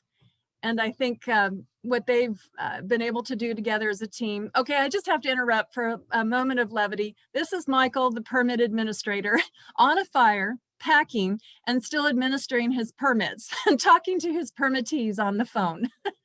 So you never see Michael riding down the trail that he doesn't have a phone trying to take care of his permittees. So I think there's many more exciting days ahead in the future, not only for those of us who work with Michael, but certainly for Michael and his career, but probably just as importantly, the Packstock Center of Excellence. I think this is a kind of a legacy, maybe, if that's not too bold of a word, to the dedication of an employee who's given his entire life to service. So to me, the permit administration is a big part of it, but the Packstock Center of Excellence has truly been something that has carried forward our ideals perfectly for generations to come. And having seen that Packstock Center of Excellence bring a number of interns through the program to go on to work for commercial pack stations, to go on to work in other careers in the government, whether it be BLM or Forest Service, we've seen a high degree of success for the interns who have come through Michael's program, learned the traditional skills of wildland management, packstock management, trail building, and so on. I think that the future is in good hands, and I think it's in large part to this dedication. So I think as we wind down, there's a few more pictures here. I'm going to probably turn it over to Leslie. Oh, I just want to say one of the things that Michael has done with Lee, every year they work with the wildland fire crews out of Porterville, and these crews come from all over, well, primarily the Sequoia National Forest, but they end up getting sent all over the West to fight fires. And this is an annual program that he does and works with these firefighters, teaching them skills and traditions and how they can work cooperatively on wildland fires. I think this has been an exemplary program because it's brought communities together, it's brought cultures together, and it's shown itself to be incredibly effective. So I just want to commend Michael and his team at the Center of Excellence for that particular piece of work. I know it's been incredibly rewarding, and seeing a lot of those firefighters in the backcountry working with the packers has been a reward beyond measure. There's a few photos that will wind down here. I just want to note the incredible team that goes to work. This particular photo has to do with the Great Blowdown of 2011, and Michael working with partners throughout the realm of nonprofit partnerships as well as permittee partners, cleared tens of thousands of downed trees to make trails accessible again to the public, not just stock, but the public in general. After that blowdown for hundreds of miles throughout the Sierra, there were trails that were inaccessible to any travel, even hikers, because of that blowdown. And so that was a concerted partnership effort. And again, just an example of what goes on. I do have to say a quick word about Michael's beautiful mule, Betty. Betty came from Tennessee, and I think I remember being with Lee when that load of mules was purchased, and Lee thought this mule, he named her Betty because of her beautiful eyes. He thought this mule needs to be for Michael. This is a partnership for the ages, and that has proved to be the case. And I think that picture right there sums it up perfectly.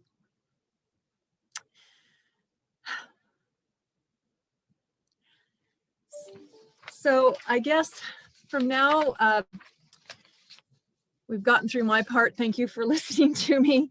At this point, I would like to ask Leslie if you would come on and say a few words for me. And Warren, thank you for that. Leslie, if you would be so kind to just say a few words, we'd love to hear from you.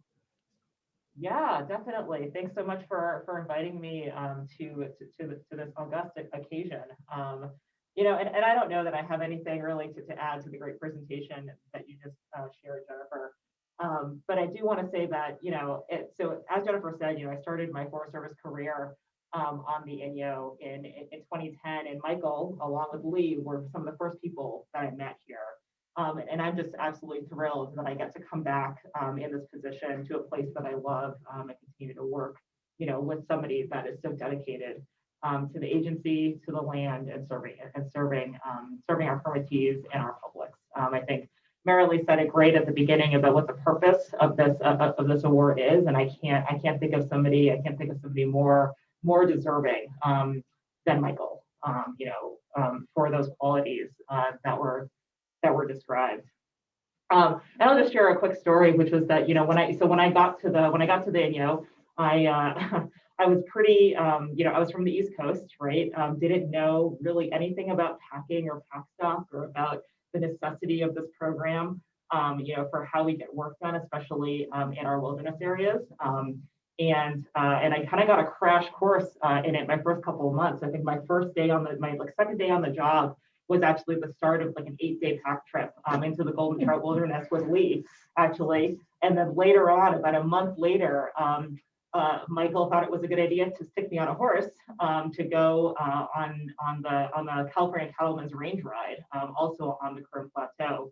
And one of our deputy regional foresters, speaking about some of our, you know, regional leadership coming down, one of our deputy regional foresters also came on that trip. And, you know, and I kind of tried to like play it cool, because I knew that I was like this like city girl coming into this place, and I really had never ridden a horse before.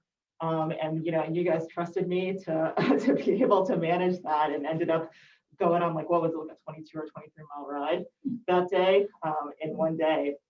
And I still, you know, still got back, I was still trying to play it cool, but I was super sore the following day. So, but that's just one of, you know, some of the, but, you know, but your confidence is saying, you know, you can do this, it's going to be fine. And also, you know, the experience that you brought to the table, you know, gave me confidence that like nothing bad was going to happen, right? And so in the intervening years, since I've left the Inyo, you know, we developed, as Jennifer was saying, you know, these pack stock centers of excellence, and Michael has been instrumental in ensuring that this extremely important tool that we have for getting work done in our wilderness areas is not lost. And actually, one of the interns that you guys were training back when I was here ended up getting a permanent job on the forest that I ended up going to on the Shasta Trinity. And so that's just one of those legacies, one of those tendrils of the impact that your career and that your work has had on our agency's mission. So I just, yeah, and like I said, I'm thrilled to be back and to be able to continue to work with you. So well-deserved reward. Congratulations. Well, Leslie, thank you for that. Perfectly stated. And, you know, I forgot to say that even though Leslie arrived just late last year, she's already hit the ground running here on the INYO. I wanted Randy to hear this. Hopefully he's here, but she's already hit the ground running, and we're really excited to have her here to share her enthusiasm as well as her adeptness at bringing together diverse opinions and her hands-on approach to forest management. Those of us here in the area have seen her up working on fuels recovery issues up in the Mono Basin recently, and she's out and about just working hard. Well, of course, within the confines of COVID. But anyway, Leslie, you're a breath of fresh air here in the Eastern Sierra. We're glad to have you. From the Mono Basin to Mount Whitney, those of us involved in the activities of the forest are encouraged and excited for your leadership. So really appreciate that. Right now, my husband's asking, I believe Cindy, Michael's wife is on the call, Cindy. So I'm not sure if she wants to say anything. Cindy tends to want to stay in the background, but in reality, Michael, I'm sorry, but you know, Cindy's really a big part of the reason you're here. So, so if, besides she bakes really good cookies for us all the time, you really want to go to a rose parade with Cindy there. Anyway, we'll see if Cindy wants to say anything, but in a few moments, I'm hoping Regional Forester Randy Moore will join us. And I just want to say his role has been important in this. Randy, as you know, has been the Regional Forester for 14 years, and he's been incredibly supportive of his employees in their various efforts, and particularly, I think, with Michael and the Packstock Center of Excellence. Randy's support of employees like Michael makes it possible to create unique and effective partnerships. He bringing understanding and insight where it's needed, and to foster management of the land that serves the recreating public. Randy's leadership and call for shared stewardship is not only being heard, but it's being replicated in programs like the Packstock Center for Excellence. As recreation service partners, we really want to celebrate that kind of vision, and most definitely thank Randy for his support of employees like Michael. So I'm not sure if Randy's quite with us yet, but I'm trying to, oh wait, did I see that Randy's here?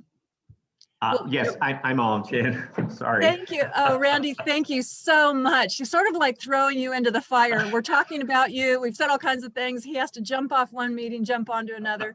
Randy, we'd really love to hear from you. We know you've had involvement in this program, so thank you so much. Oh, you're welcome. So for me, you know, this goes back to really the traditions of the Forest Service and just a part of who we are as an agency. And you know, I was just looking at this year's annual report, in which I met with everybody just a few days ago, and you know, I was so impressed because in addition to this being our tradition and our culture, it was also a way to provide necessary help during the catastrophic wildfires last year. You know, when we use our pack string, we saved well over $1.2 million because helicopters couldn't fly in because of the smoke. And having Michael and his team and that whole pack string to be able to provide those necessary resources were lifesavers. And so, you know, this is something that I strongly support because it contributes so much to how we do our business. And when I look at trail recreation, you know, just you know, a lot of the blowdown that was preventing people from using a lot of our recreation facilities in our sites, particularly in the backcountry and the uplands, we wouldn't have been able to do nearly as much work as we did if we didn't have this crew. I remember a few years back when the team came in to talk to me about supporting the pack string, and I thought I would give them a hard time, you know, and just kind of see how they would defend themselves, and they were so serious about it. But I had already made my mind up that we're going to support this because it's a part of who we are. And just to see how that has progressed over the years, it just warms my heart, really. And Michael has been one of those people that has just been there for the entire time. And Michael don't get on nerves too easy. You know, he's just steady. He knows his business. And one of the things that I wanted to make sure that we did by supporting the Center of Excellence is to bring in new people, young people, so to give this program life beyond what our current crew was going to do. Because at some point, we're all going to retire. But if we don't have some of the younger generations coming up taking on this kind of a tradition and culture and having that passion and that care for the animals and just the program itself, it's going to die on its own. And so Michael and crew has done just that. We have an excellent young crew of people coming up to support the program. And I'm very optimistic that it'll continue. Not only does this program support the fire program, but it's also a big part of the recreation program. It's also a big part of reaching out into the community and providing those types of resources, environmental education, some of those types of things. So I'm Marilee and Jan, I've got to tell you, when I found out that Michael was going to be getting the Ranger of the Year award, my heart just melted because he has been so deserving for so long, and to see you all recognize him in this way, it's heartwarming. Thank you all. And Michael, congratulations to you as well for being the type of leader that you are with this program. I'm very proud of you. I'm very proud of you all. Thank you. Wow. Randy, to hear words like that from you, I think it just gives us all the kind of encouragement we need to move on. So thank you for that. We're so grateful to have you here, grateful to Leslie for her leadership. But Yes. Randy, you have really set a stage. And as I mentioned earlier, your support of these programs and your the Packstock Center of Excellence, your understanding of the public messaging and your understanding of the shared stewardship, we're following you. We appreciate that. So thank you. Thanks for being here. Marilee has asked me to read some of the comments. So I'm just going to do that. Unless Michael, are you up for saying anything? I know you didn't want to, but you might have to. Okay, come on, Michael, you're up. Well, it's pretty hard to speak. This is kind of overwhelming for me. I'll tell you. I can't thank you, Jen and NFRA and Marilee and Randy and Leslie and all the people that did this. I was really taken back at the time when Leslie called me to tell me that this had happened. I had heard of it. I didn't at the time feel I deserved it. I didn't see what I'd ever done. It was only you, Jen, that helped inform me how this, and Marilee, that maybe I'd done something right one time. Or anyway, it's been my life. It's been my whole life to be out there working with the permittees, working in the resorts, working on the trails to provide services for the public and access to the national forest land. It's not been a hardship. It's been a love that I've had all my life. And the Packstock Center of Excellence was just the added topping of the cake for me to be able to have something that I could do that prolong the longevity of Packstock. I was through the lawsuit. I was concerned about all the future of packing in the industry, what was going to happen to them. And one of my biggest concerns was that the Forest Service goes away. That's just one more mark for somebody to say it's not needed at all. So there was kind of a twofold idea behind that. And fortunately, Randy came to Mule Days in 2010. He got the reception he received in Bishop and from the community was overwhelming. And the fact that he had an opportunity to see what really goes on out there was kind of sold the show. It pretty much after that, he says, I believe in this program. You should go home, write a plan, give me a business plan, tell me how you're going to do it, give me a solution. We did, and he accepted it, and we are where we are today. But all my friends today are permittees. All my friends today are people in recreation business. I wouldn't want to be anywhere else. And so I'm very honored, very humbled by this entire award.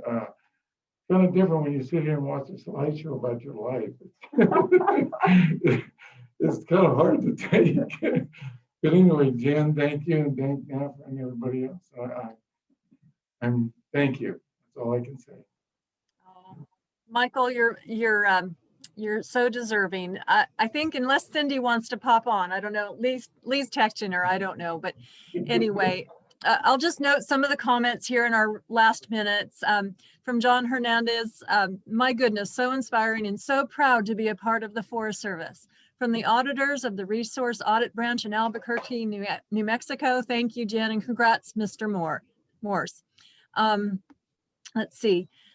From Eric Mart, well-deserved award. Rob Coe, thanks, Rob. Thanks, Jen, and great work, Michael. Let's see. Oh gosh, here's another one. Ben Johnson. Thanks, Ben. Wonderful presentation and congratulations, Michael. Well done. That's great to hear. From Blaine Hartman. Hi, Blaine. Good to have you here. You're following in the footsteps, Blaine. Congratulations, Michael. Well deserved. Megan Maloney. There's another one from the days gone by. Congratulations, Michael. Wonderful presentation, Jen. And of course, Betty looked gorgeous as always in those pictures.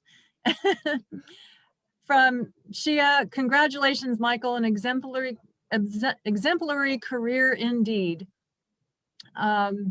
Oh, I lost some of them here. Steve Warner, congratulations, Michael. Great to see the slideshow of all your adventures. Thanks, Jen, for the fantastic summary of his excellence. R. Blaisdell, I don't know your first name. Congratulations, Michael. Grateful to see the recognition for a great career. Oh, look at, here's a good one. Congratulations, Dad, from Stephanie. So very proud of you. All right. I don't know if we can see, but here's this award. Michael, in the days of COVID, this is how we have to do it. But I guarantee you we have a system for getting this to you. And I'll just read it to everyone.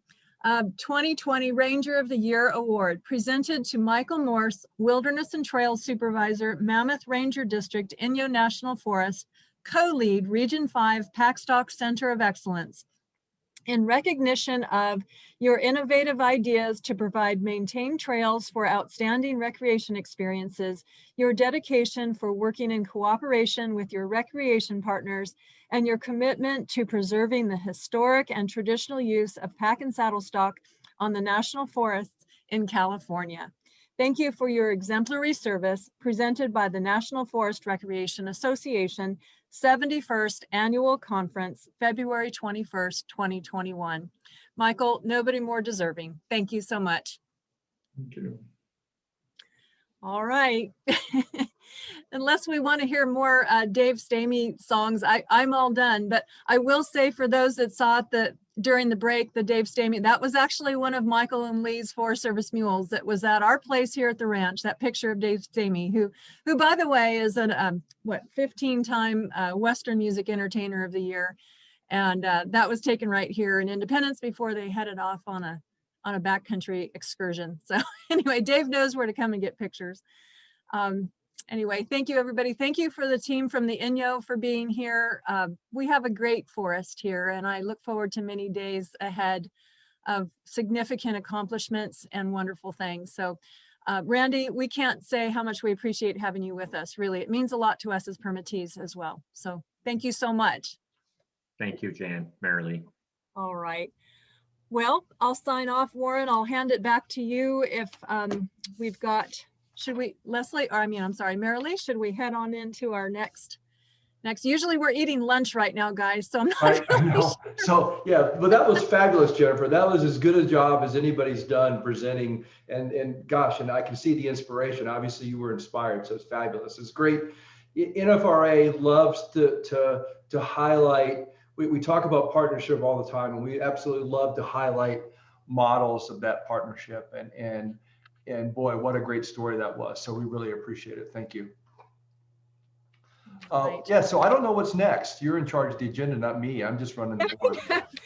So actually, well, everybody, so I guess we have to leave, we have to transition from the inspiring part that we look forward to all year, but we do have to get back to work. So, oh, I see more comments though. Lots of congratulations, Adam. Thanks, Adam. Congratulations, Michael. I worked for 4 years with Forest Service Packer Jim Hawksworth at Lake Tahoe. Magical summers. I appreciate your work. Wow. All right, guys. So I guess we have to get back to work. So our next session for everyone that's with us will be actually news from the Washington office of the Forest Service. We're really grateful to have the the Washington staff come to us pretty much every year. Special uses and obviously the recreation program are exactly where our hearts and our efforts all lie. So having the team from that program join us is absolutely essential. So I'm going to just introduce, I think we have 3 speakers that will be with us. First of all, we have joining us today, hold on, I lost my papers. We have, well, let me start with Ben Johnson. So Ben's been with us many times. Ben serves as the Recreation Special Uses Program Lead in the Washington, D.C. office. Prior to this role, Ben has served in numerous recreation positions, including as a strategic recreation planner with the Forest Service's Enterprise Program. He also completed a Presidential Management Fellowship on the Coronado, Arapahoe, and Roosevelt National Forests. Before joining the Forest Service, Ben worked as a professional climbing and backcountry guide. You've been on our side. in North Carolina, Texas, Minnesota, and Utah, and spent time with the Peace Corps Office of Program and Training Support in Washington, D.C. Ben received a Master of Science in Environmental Justice and a Master of Public Policy from the University of Michigan and a Bachelor of Arts in Environmental Studies and Spanish Language and Composition from Southwestern University. Ben currently lives in Bellingham, Washington. Also today, we're going to have Georgia Basso with us. Georgia currently serves as the National Recreation Special Uses Program Manager with the Forest Service in Washington, D.C. Prior to this role, she worked for the United States Fish and Wildlife Service and the Environmental Protection Agency in a variety of positions, including, but not limited to, the Performance Manager for the National Wildlife Refuge System, and Regional Program Manager for the National Estuary Program in the Northeast region.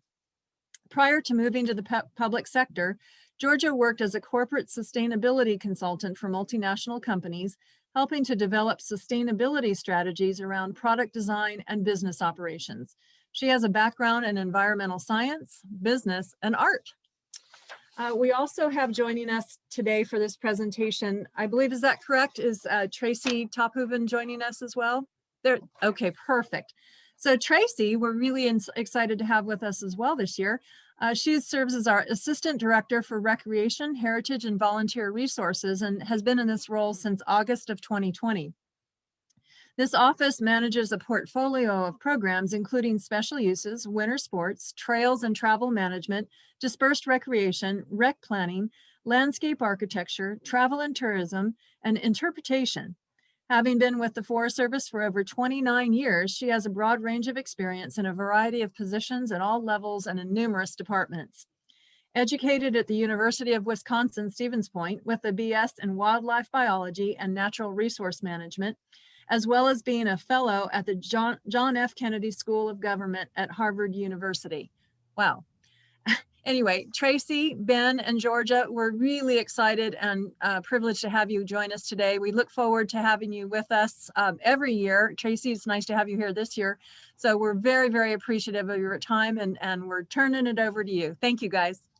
And I don't know if whoever is going to actually, if somebody has a presentation they want to share, let me know so I can make you the co-host and you can have sharing ability. And y'all need to unmute yourselves. So good afternoon. I don't believe we have a presentation. I'm looking at Georgia and Ben.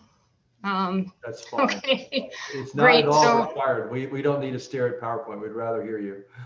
okay, wonderful. So just want to say thank you, Jen, Warren, and Marilee for inviting us to be a part of your meeting today. I also want to just take a minute to congratulate Michael. This is the first time I've been a part of one of your Ranger of the Year ceremonies. Boy, what a moving tribute, and Michael sure represents the best of us. So thank you for that. So I'm gonna get started here a little bit and talk about a few things. The first thing is to let you know that there is some transition going on.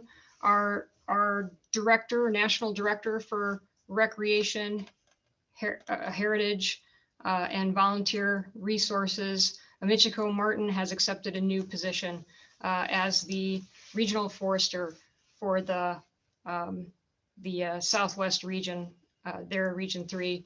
We're really excited for Michiko. Unfortunately, she couldn't be joining us here today, but I'm happy to be here with all of you. So I'm going to share just a bit of a report out of some things from the national level. And the three major things that I'd like to cover today is the importance of outdoor recreation, some updates on how we are doing business currently, and the importance of working together, especially during some of the challenging times that are facing us right now. I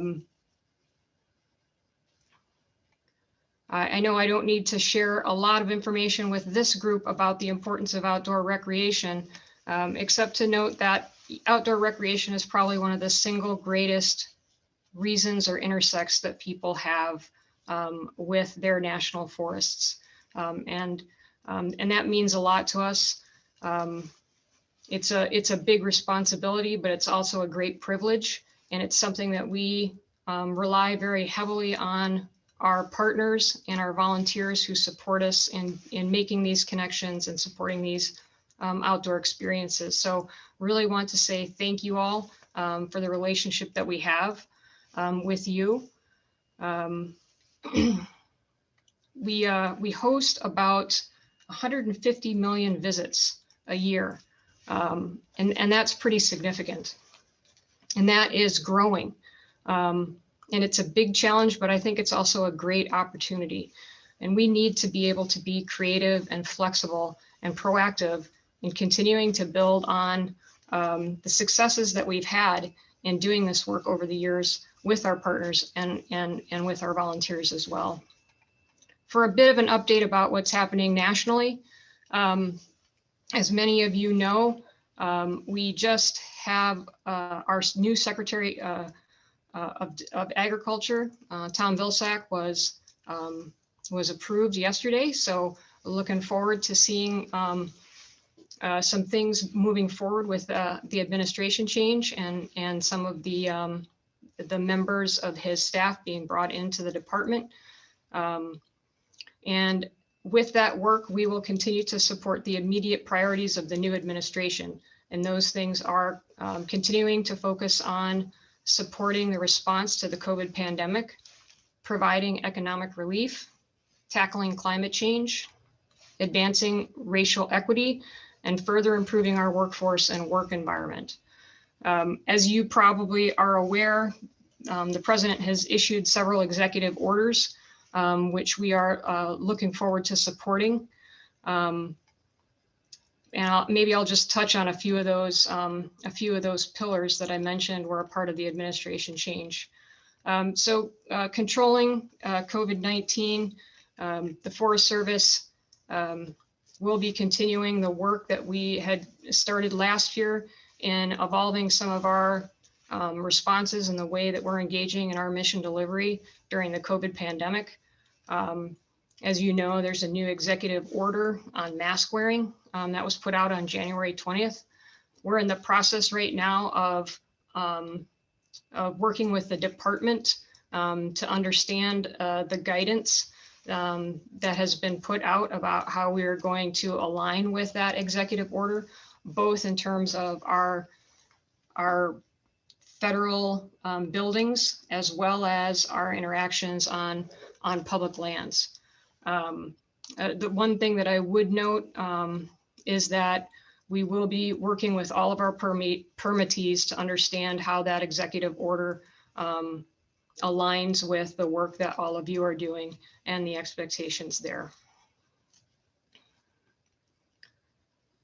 We are also working on some guidance and some messaging that will support how that executive order and mask wearing applies to all federal lands.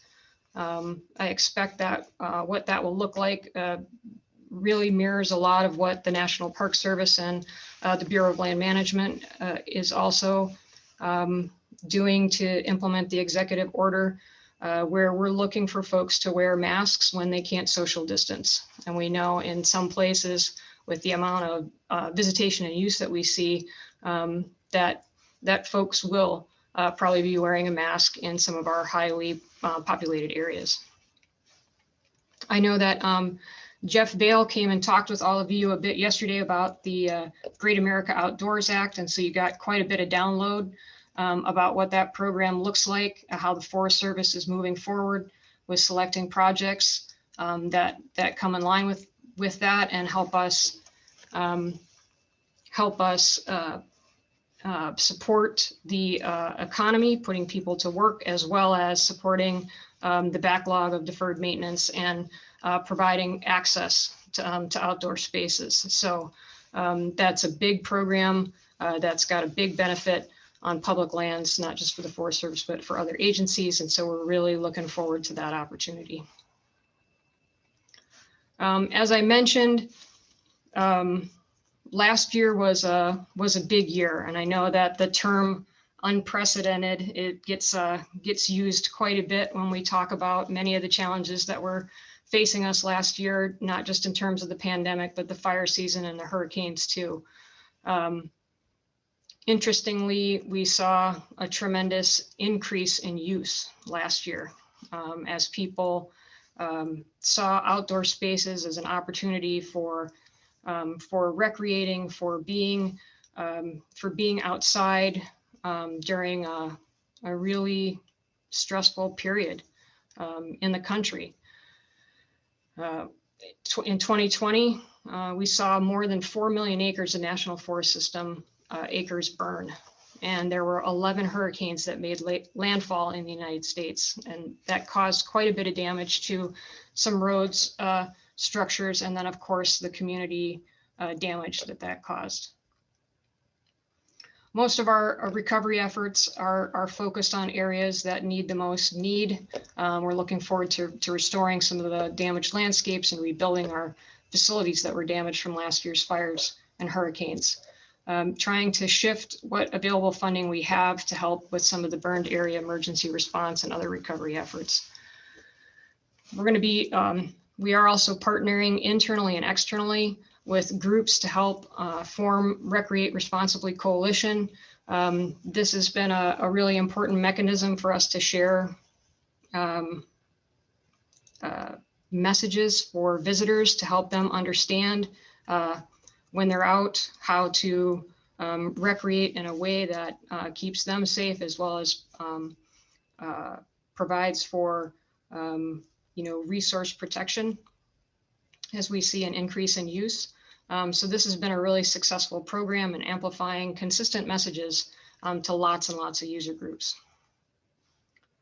I want to thank you, NFRA, for the work that we've been doing to look at solutions around challenges related to some of these natural disasters, wildfires in particular.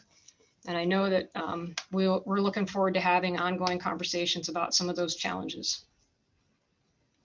To that end, we had a bit of a recent conversation, I think, as we were talking about some of those challenges, where we might be able to open space up with each other to really understand what those challenges look like. And so that's, I think, the last thing that I'd like to maybe leave this group with before I turn it over to Georgia and Ben is, I think there's a real space here for us to continue to work on some of these challenges and some of these opportunities, and to work together in partnership to help each other understand what those challenges look like from our perspective, and maybe to seek some solutions. Warren, I was listening yesterday as you were talking with Jeff, and named a few of those areas that I think we could spend some time exploring.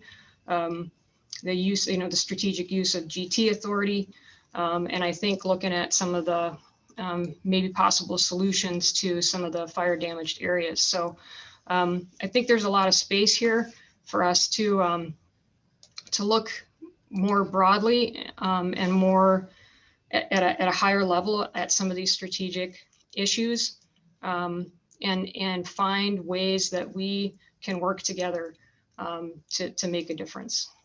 And so I'm really looking forward to having that conversation with you and continuing to work with your organization, NFRA. So with that, I am going to pause to see if maybe there's any questions for me before I turn it over to Georgia. I'm looking in the chat. Anybody have a question? This is Warren.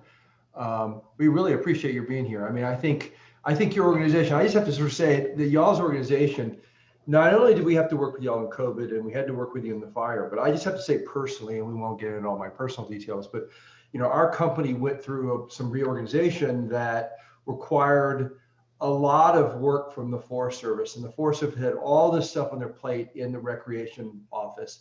And folks like Georgia, they probably had a completely overflowing plate, and they did a fabulous job supporting some of the needs of might not be on NFRA, but my company personally. And so I was just tremendously impressed with the help that we got from the Washington office and and the recreation organization there, both personally in my company and for NFRA, for all the concessionaires, for some of them. So I just want to thank y'all. It really, I felt like it was a good partnership last year, and we would love to do more, as we've said before, to help and participate in our conversation, but we do thank you. Appreciate that.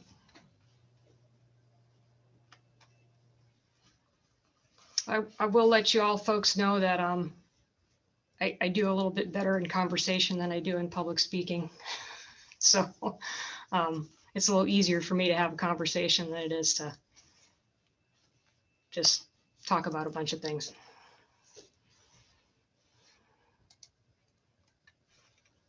Yeah, we appreciate that, don't we? Yeah, I'm muted. It's all good. I mean, it's not, none of us grew up learning how to have a conversation with 90 people staring into a computer screen. It is not a natural act. Humans are not evolved for this. So we appreciate it, and we look forward to working with you through the year.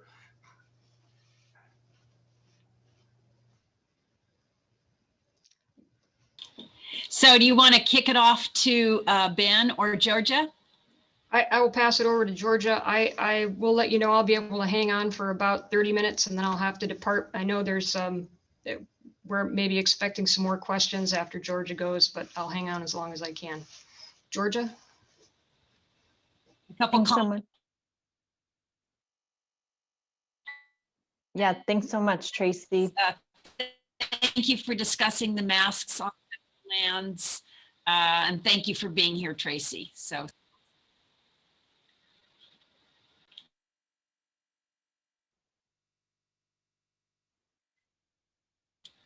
Okay, take it away. Thanks, Marilee. I'm just going to check in with you, Marilee. Is my sound okay? Yes. Okay. I'm getting a bit of an internet delay on my end, so let's hope everything stays together. So Marilee and Warren, thank you so much for the invite to attend the conference. Tracy and Ben and I are super happy to be here and have a discussion with you all. And thanks also for the invite to the Ranger of the Year award. That was just a beautiful tribute to Michael, and gosh, those pictures were gorgeous. It made me rethink my office choices, because Michael looks like he's got a pretty great office. So thanks so much for including us in on that. So Tracy touched on just the unprecedented amount of use that we had this past year, which was both great, but also a challenge. And today I want to talk a little bit about that. It also brought to light the value of the concession community, as many of you provided services to Americans so they could get out and enjoy public lands. So today I'm going to touch on COVID, wildfires, working together through both of those areas. I'll touch on some NEPA updates and also the directive updates that the Rec Special Uses team has been involved in. And then Ben and I, and Tracy, if she's still on, we can all take questions at the end. So during the 2020 summer season, as was mentioned, the agency experienced just unprecedented levels of use. And while it was great to see so many people out on public lands, it did put a tremendous strain on the agency's capacity to manage these recreational experiences and to mitigate their impacts. So to that end, the agency set up an incident management structure to help coordinate the care and recovery efforts, both internally and externally, related to the pandemic, the wildfire season, and the hurricane season. Each region worked on these efforts with a focus in Washington, Oregon, and California. The agency continues to monitor the current pandemic and we'll continue to rely on state and local public health guidance for any restrictions or closures. We resumed billing procedures for rec special uses permits as of October 1st. And that was after a 120-day pause from April to October on billing. Other things that we're doing in the COVID world, the Forest Service has partnered with internal and external groups to help form the Recreate Responsibly Coalition. And this is a group that's working together to promote safe recreational practices during the pandemic. As many of you are aware, we had several conversations, which Tracy touched on and Warren touched on yesterday and Steve touched on, so around challenges associated with wildfire insurance, specifically the lack of availability and the expense. We're aware of these challenges and the challenge that an unstable insurance market poses. Additionally, concession permit holders raise concerns about how property insurance is being applied at the forest level, including forests listing all assets in policies. So kind of every structure, every picnic table, every fire ring in a policy, and or using blanket coverage without listing specific assets, without having a list of those essential structures. In response to these concerns at a high level, we're doing a few things. So just to set kind of the field for the insurance world in the Forest Service, authorized officers have the discretion to require property insurance. And the agency believes that maintaining wildfire protection in property insurance is beneficial to the permit holder and secures the financial viability of the authorized concession if the property were to be destroyed by wildfire. Again, we understand the challenges that the season posed, and in December, the deputy chief issued guidance to regional foresters announcing the opportunity and the process for authorized officers to consider written requests submitted before December of this year, so December 2021, from holders of campground and day use concession permits for a single 6-month reprieve of the enforcement of the requirements in their permits. To obtain property insurance coverage for losses due to wildfire.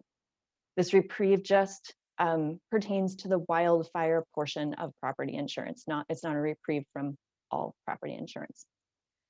And this reprieve was put into effect basically, to give permit holders some space and more time to comply with the requirement. Additionally, the other areas that we're working, we certainly support and are planning to provide further training and guidance to the field on when property insurance should be required and how to determine the requisite amount of property insurance. We have informally discussed a lot of these issues with the field and are committed to addressing them formally in training for permit administrators and for line officers. Yesterday, Warren brought up a few of the innovative ideas around property insurance, including, Warren mentioned, creating funds or pools, self-insurance pools. So those are a few of the ideas that we've heard floating around in different conversations. The agency is committed to working with NFRA and rec special use permit holders to recover from the impacts of the fire season and the COVID-19 pandemic as we prepare for the upcoming 2021 spring and summer season. So I'm going to move on to NEPA, but we can certainly circle back to COVID and all things wildfire. The NEPA updates. So there are 3 new NEPA categorical exclusions affecting the rec special uses community. The way these CEs came about was that they were developed over a number of years based on NEPA experience, and they're part of our new regulations released in November 2020. The use of the new CEs is temporarily paused just during the transition to the new administration. I'm going to highlight the 3 CEs. Some of them might apply more to our campground operators and others to the outfitter and guide members of NFRA. But just to put them all out there and to kind of highlight what they do and a few examples of how they can be used. So the first pertains to special use permit renewal. So the CE applies to renewals that replace existing or expired special use permits when there are only administrative changes and where there are no changes to the authorized facilities or increases in the scope of the authorized activity. Examples of where the CE would apply include converting an outfitter and guide permit from transitional to priority use, for example, or a change in ownership. The next CE that I'm going to highlight pertains to issuing a new authorization or amending an existing authorization for a special use that occurs on existing roads, trails, facilities, or rec sites in areas where those activities are already allowed. So this, for example, would be like issuing a mountain biking permit in areas where trails are open to mountain biking already, issuing an outfitter and guide permit for backcountry skiing, issuing a campground concession permit for an existing campground that has been previously operated by the Forest Service. And the third CE probably has the most applicability to the campground concession community. This is pertaining to rec special uses that that applies to construction or improvements at the rec site itself. So for example, campground upgrades, like a bathroom upgrade, things of that nature. So those are the most applicable categorical exclusions. Lastly, I'm going to touch on our directive updates, just to highlight some of the changes that that we've been working on and that we foresee into the future. So the agency recognized the need to update key components of our directive system to modernize the program. In 2020 and 2021, we've been drafting policy updates for a campground concession chapter, for rec events, and for outfitter and guides. Specific to concessions, current Forest Service policy allows for 2 different term lengths tied to the Granger Thigh concession permits, 5 and 10-year terms with the option to extend the term an additional 5 years based on satisfactory performance. That said, the Granger Thigh Act allows for up to a 30-year permit term.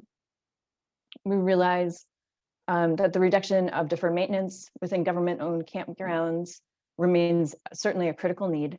And as an agency, we're looking to concessionaires to be our partners in helping us address those needs.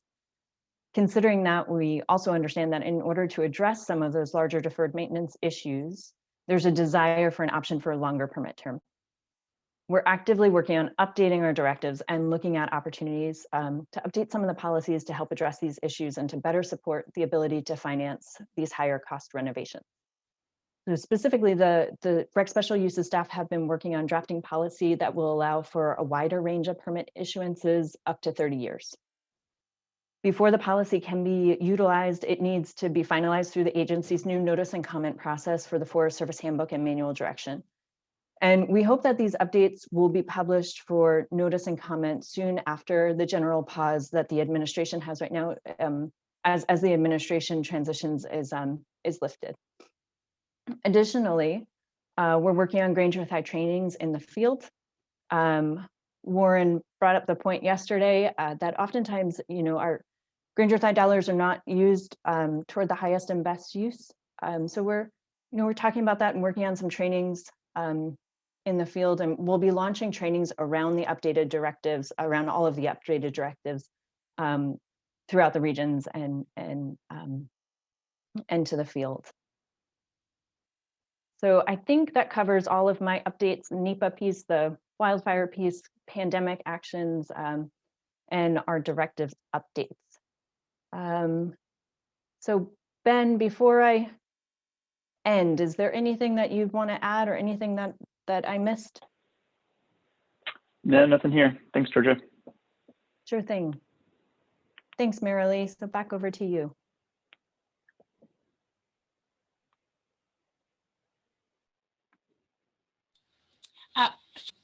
So, of course, we're very excited about the possibility of the 30-year permits. As sometimes when I'm working with Forest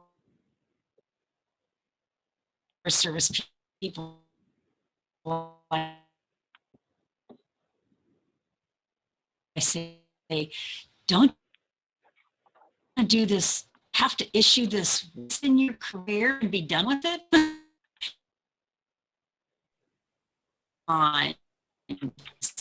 Spent just You're breaking up administratively,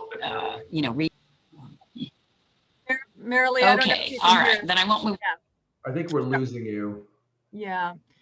Maybe just type your comment in the chat, or text it to me. Turn the video off. Now I'm afraid like a meteor just hit Marilee's house or something. Okay, you can. No, I think if you turn the video off, we might have more bandwidth to get your sound through. Yeah. No, horse is chewing. Okay, Jennifer, can you just read the comment in the, Yeah.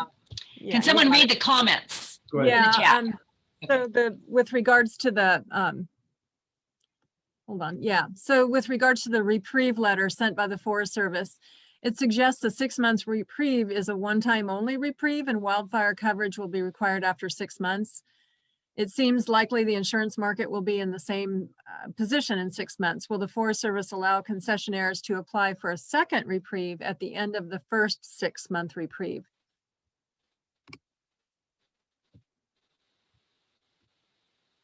Tracy, would you like me to take that one?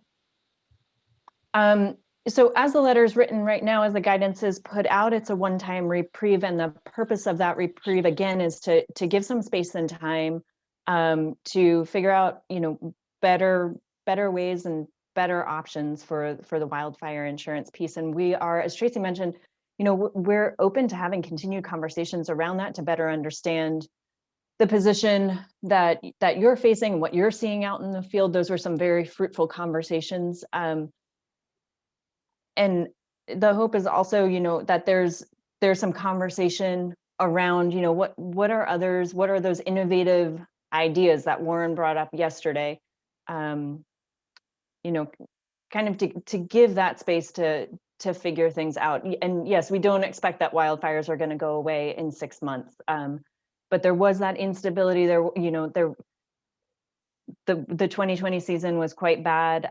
So we might be in a slightly different place, but at the very least, it provides that space for us to continue to have further conversations, and for you all to continue to have further conversations around this issue. I think that was our understanding on our end, is that NFRA, don't worry about it, guys. NFRA is not going to give up. If the insurance market hasn't turned and we have folks continue to get turned down, we're going to have to brainstorm with the Forest Service how to work through it 6 months from now. And I think they were open to it. That was the understanding. But I mean, you got to understand, this came up fast. I mean, we had our first major denial where a company could not get covered like October 1st, right? And then the letter came out of the Washington office sometime in early December. And so for a large change of policy of that, even on a temporary basis, 8 weeks was pretty fast work. I mean, I don't always appreciate it, but I'm starting to learn that, even when everybody has the best of intentions, the policy steps that these guys have to go through are rigorous and time consuming. And so really we sort of said, okay, what we can get out now probably on a fast basis is 6 months. Everybody said, let's go figure out if things settle down or not. And so we'll continue to look at it. And I know that's part of our job as the executive team at NFRA, is to make sure that we in the Forest Service are staying in touch with the insurance community to see what's going on. So, but I don't think anybody knows what's going to happen. I mean, even our insurance guys who are quite expert of this, not sure what's happening. I think they think that it's going to recover, that it might be a year rather than 6 months, but we'll stay on top of it. In 6 months, we'll get a lot of folks through the heart of the season. And if you're having a problem, if you used up your 6 months because you had like a December renewal, right? And you're still in May or June now with the 6 months, we can we'll let us know, and we'll help you get in contact with the right people, and we'll see if we can brainstorm it.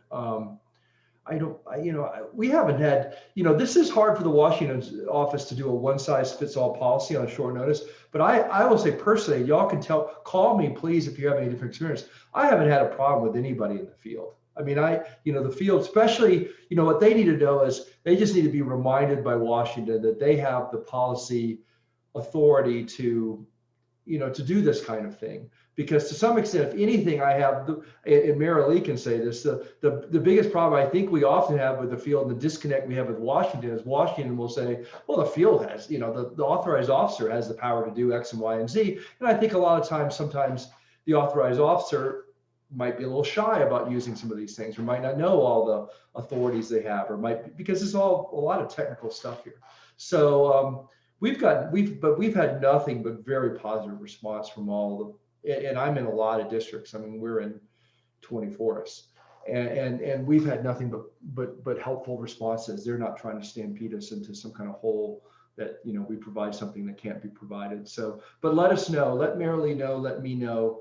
If you need some help, we can help you. Warren, I want to just interject here real quick. We do have a good question, and that is just a point of clarification from the Washington team. Is the 6-month reprieval, is that from the date of the letter or the date of the permit holder's renewal? I'm just going to open the letter right here because we have some technical pieces, but I believe it's the day of the request. So a date is put in on the request. So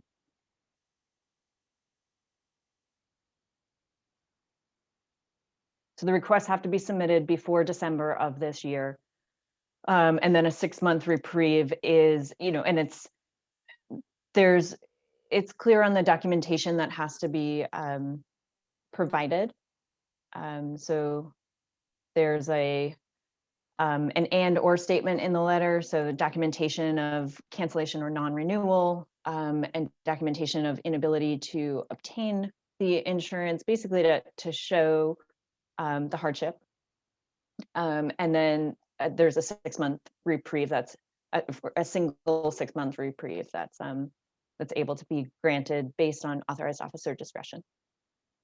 Does that answer the question? Yeah, I have to go back and look at it because I remember, the request in December part, I don't remember because our renewal, we won't even get turn downs until, March or April. And then, so we went ahead and preemptively sent a sort of notice letter to say we probably will be asking for this, but I'll take a look at it. But I'm again, folks, the authorized officer, with or without this letter, and tell me if I'm wrong, Georgia, but the forest supervisors, the officers that writing this permit, they have the power to write the insurance provisions from the very beginning. And so, I think they have the authority to do it. I could be wrong, even without this. I think this is more a policy of just saying, hey, this would be a reasonable response for us all to follow. Or maybe I'm wrong. Somebody can correct me. But I mean, my sense is even without this letter, the letter helps a lot for the reason I said before. But even without this letter, it was the authorized officer. A lot of times they don't even have property insurance requirements. So they have the authority to set the property insurance requirement. And my gut feel is they should have the authority to temporarily unset it. Even without, this policy move. This policy move was more of a helping hand to give people a suggestion of what a good mitigation is. But that could be wrong. I don't always understand how this stuff works. Yeah, thanks, Warren, for those points. So you are right that the authorized officer has discretion on whether or not to require property insurance, but that's done at the beginning of the proposal process. Okay. So if they choose to require it, then it's required. They don't have the discretion on the liability insurance, but on the property insurance, they do. What this letter does, though, is it provides a pause feature for the wildfire portion of the property insurance, and authorized officers wouldn't normally have the discretion just to pause. If they required it, that's what this letter provides. Okay. And again, there are pieces, that the permit holder is responsible for showing that it is in fact difficult or impossible to obtain the wildfire insurance. So it is an application. I would say that this is a complicated and fraught problem, and everybody has different needs. If you have an issue, come to Mary Lee and I, and we will help you. We'll help facilitate a conversation with the right folks to make sure that we don't want we don't need the public shut out of places because we have a temporary problem with wildfire insurance. We've got to be able to work with in partnership to solve this.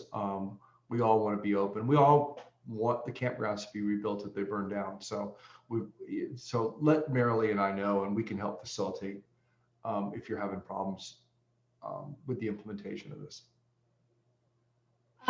One thing, and that discussion needs to continue to continue, but I wanted to maybe commend what I think I heard, and it could just be because as resort permittees, we're always looking for longer terms. So I think I heard something about that consideration maybe becoming a stronger possibility for 30-year terms or longer terms for resort permits. And I just kind of wanted to ask a little bit about where we are on that, and it comes up a lot with resort permittees when you're investing, when you're looking for capital. And I think we would really like to hear, is there some sort of, I don't know, would I perceive that there's some sort of acknowledgement or accommodating of those longer terms whenever possible? Is that, I mean, we're always going to want to hear that. So maybe I heard what wasn't said. But. Thanks for the question, Jen. I appreciate it. So the point there was on our directive updates in the campground concession Forest Service handbook chapter, which is going to be a new chapter. It's not published yet. It needs to go out for, for notice and comment, and then through the directive process. So that has yet to happen. But we've heard the industry requests, and we've taken into consideration, multiple different factors, including that the Granger-Thai Act does allow for these 30-year terms. So right now, the implementation of the campground concession permit does not allow for that longer term. But we are hoping in this policy to create an allowance for that 30-year term, if that makes sense. So it's in the works. It does have to come out again for the notice and comment and go through the regular process for directive updates. But that is the intent. Oh, sorry, George, I didn't mean to interrupt you, but we'll definitely keep you posted as that work moves forward. When we get to, closer to the point where that gets put out for notice and comment, of course, we'll let you know. It would be great to receive feedback on what we put out there. That's encouraging. We're excited.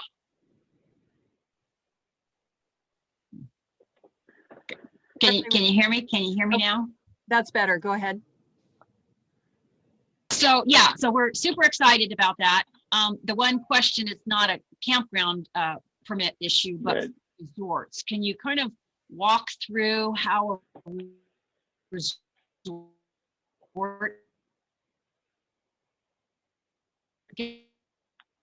Yeah, go ahead, Ben. I think you have a 30-year permit. Yeah. So Ben, I think I know where she's headed. There is, how would a resort go about requesting and receiving that 30-year permit? So we're talking about a resort permit or a term special use permit rather than a concession Granger-Thai permit.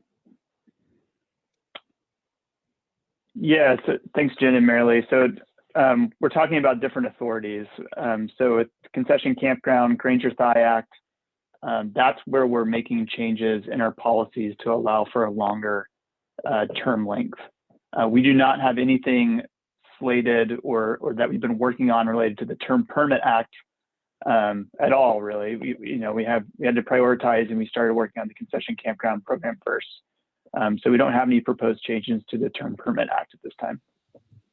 Right, but Ben, you already have the authority under the Term Permit Act for the 30-year permits. And a lot of times when I am meeting with Forest Service people, they go, oh, no, it's only 20 years. And so I just was hoping that you could just, I know that you're not making changes to it, but if you could just kind of explain what you're looking for when it comes time for a new permit to be issued to a resort. And they hit that $1 million mark of investment. What is a forest? I mean, how is it just the approval from the RO? The RO has to give the stamp of approval for a 30-year permit, or can you kind of just walk us through the existing process? Yeah, so I'm going off memory here, Marilee and Jen, and so for that I'll apologize. I haven't looked at the term permit language in a few weeks. So I do believe you're correct. There's an investment amount that we have to hit. You know, I'd have to go back and look at the policy to see if we truly recommend 20 or 30 years in our little table. So that's something perhaps, Marilee, we can follow up on, and then we can get that sent out to your members.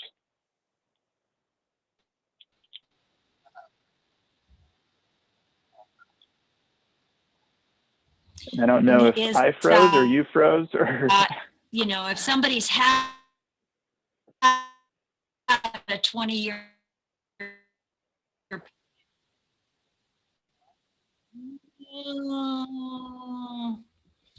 Can you hear me now? Nope. Better. Can That's you hear me? better. Better. Go ahead. Jen? Yeah, we hear you. Okay, Go ahead. never mind. Is that better? Yes, we hear you now. Okay. No, we lost. Sometimes many members, they've had their resort permits for 20 years and they're getting, oh, okay, never mind. I'll call you. So Marilee, I feel for you. Right Yeah. before I was supposed to join the meeting here, my computer decided to go through a complete reboot and I couldn't get it back up. So I can really empathize. Yeah. Yeah, Welcome, I welcome to NFRA meetings with everybody out in the cow pasture, you know, being out in the middle of nowhere and having the horse chew on the line, you know, and losing your internet connection. So this is. that quite literally happens around here, except it's cattle. So yeah.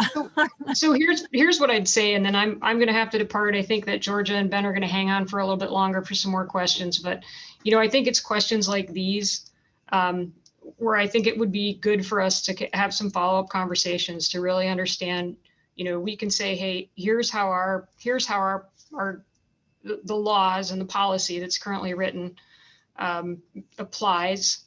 You know, we've been exploring some questions based on new things, right? I mean, we're seeing a lot of increase in use. We're seeing a lot more. We're seeing in certain places, you know, some deferred maintenance needs. We're seeing, and I think what I'm hearing is bigger investments that may benefit from longer permits that would be of help both, I think, to the permittee and to the agency.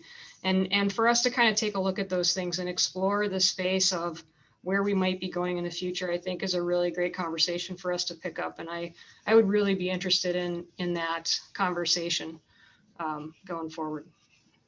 Yeah, Tracy, I think that's really appreciated. And that's, you've hit the nail on the head. I think one of the things that we see a lot of times with the terms or the length of term is the fact that, for instance, out here on our forest, we have a number of permits in one particular category of use that are all going to be expiring at the same time. And so we worry, knowing resources are short, knowing how difficult it is to get through planning processes, we see a lot of these permits sometimes languishing, and having the opportunity to have a bit longer term can alleviate some of that pressure, not all of it, of course, but at least help as permits reach their expiration dates. I think it can really sometimes help staff, and we know sometimes there's other sides of it, but it can really help the folks in the field address these permits that expire and then languish, and or set the agency and the permittee up into an undesirable position when you have an expired permit. So I think that's part of the fear. It's the investment for sure, but part of the fear is expiring permits and the ability to get NEPA done. Sure, I can really appreciate that. So again, my apologies. I am going to have to depart, but I really appreciate being included. Look forward to having continued conversation with all of you, and thanks again for your partnership. Thank you very much for coming. We really appreciate it. Thank you. Yeah, thank you. We really appreciate it. Glad to meet you. Bye-bye. Bye. So I did, Ben and Georgia, I did have a question. In some cases, when a longer term is desired, the next level line officer has to approve. So in this case, the regional office may be required to review and approve.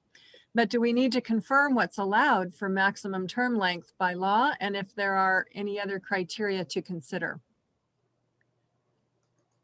That might have been a Forrest question. Yeah, that's Matthias Wallace. So for all of you who live in the Northeast United States, he is your regional program manager.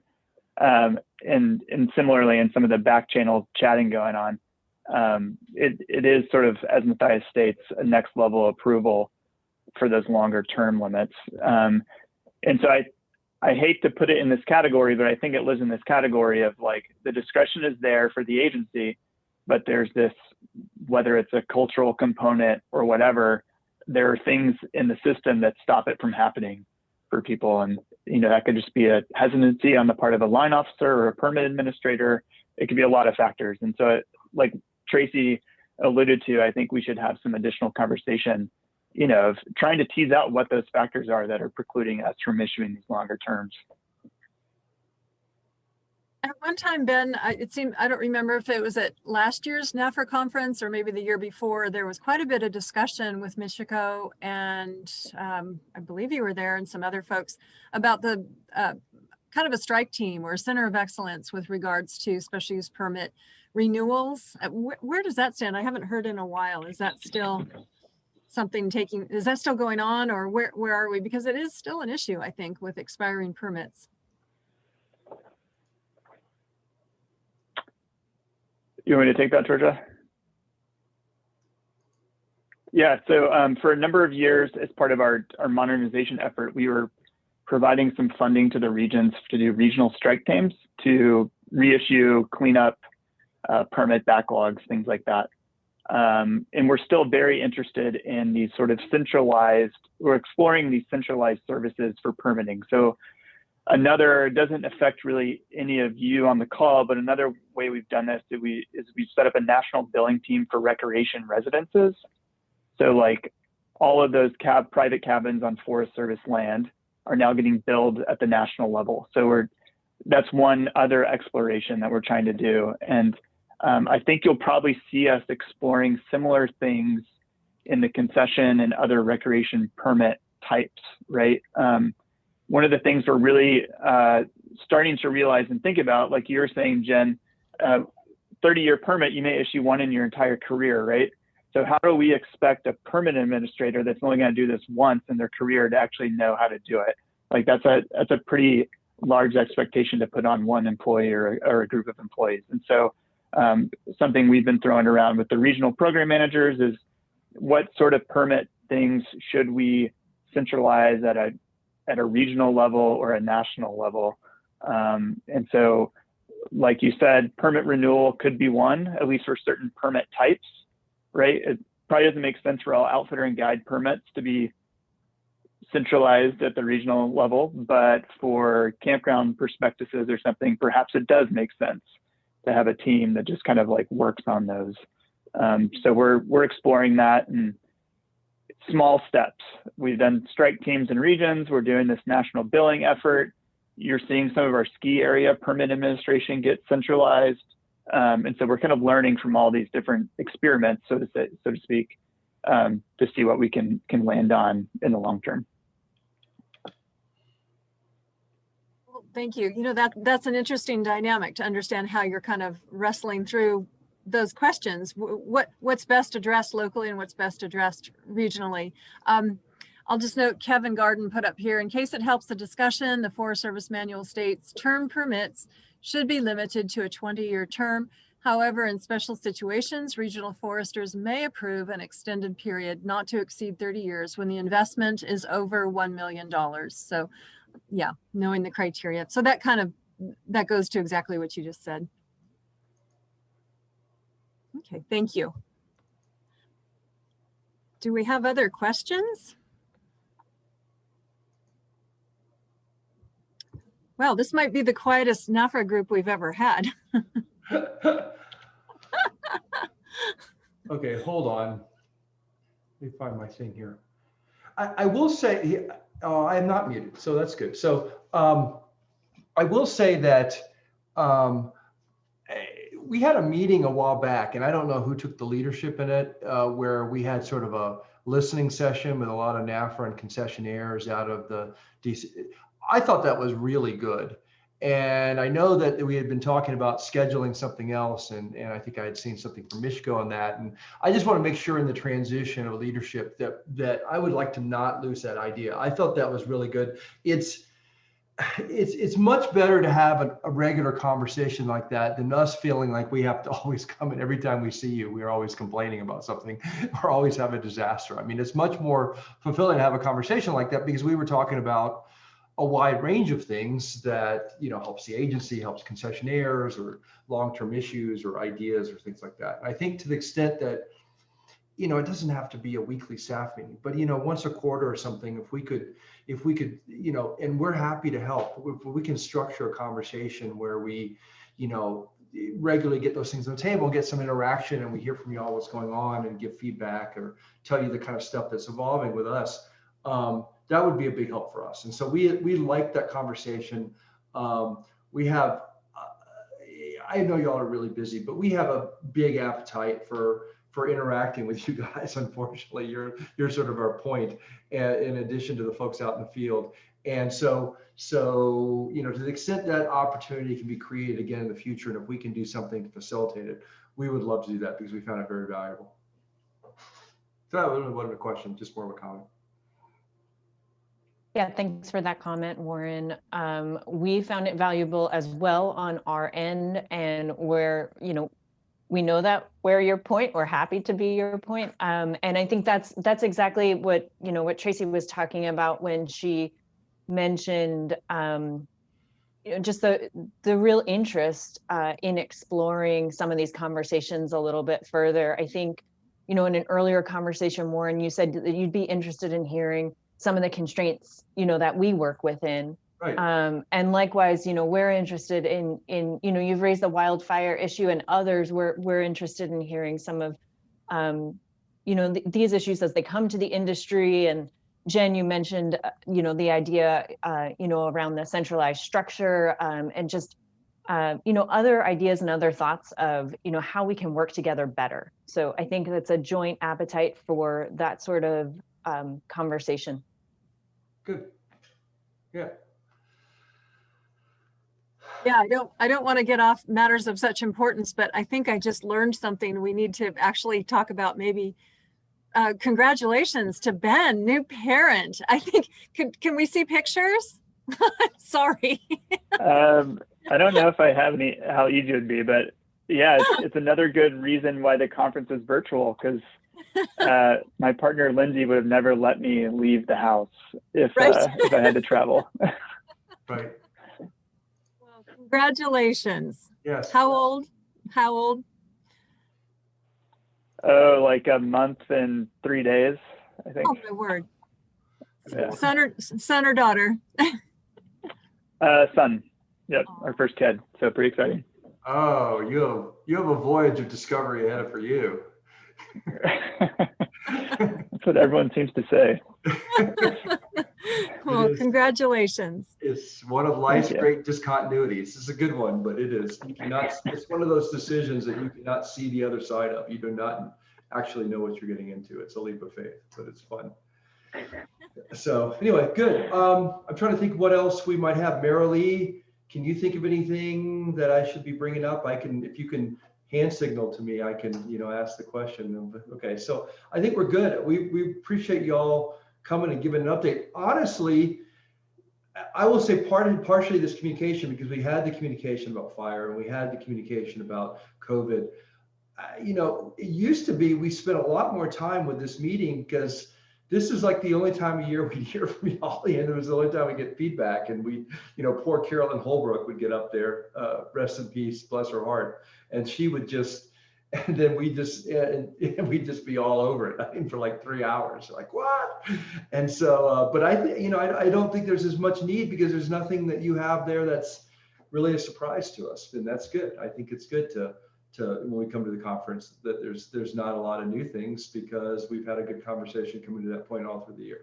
So it's good. So we appreciate it. Appreciate your help through the year, and we appreciate your coming and joining us today. Well, Yeah, I think well said, Warren. I think that's exactly right. And I can notice that kind of interaction has made these meetings probably, hopefully, a little less painful for our Forest Service partners.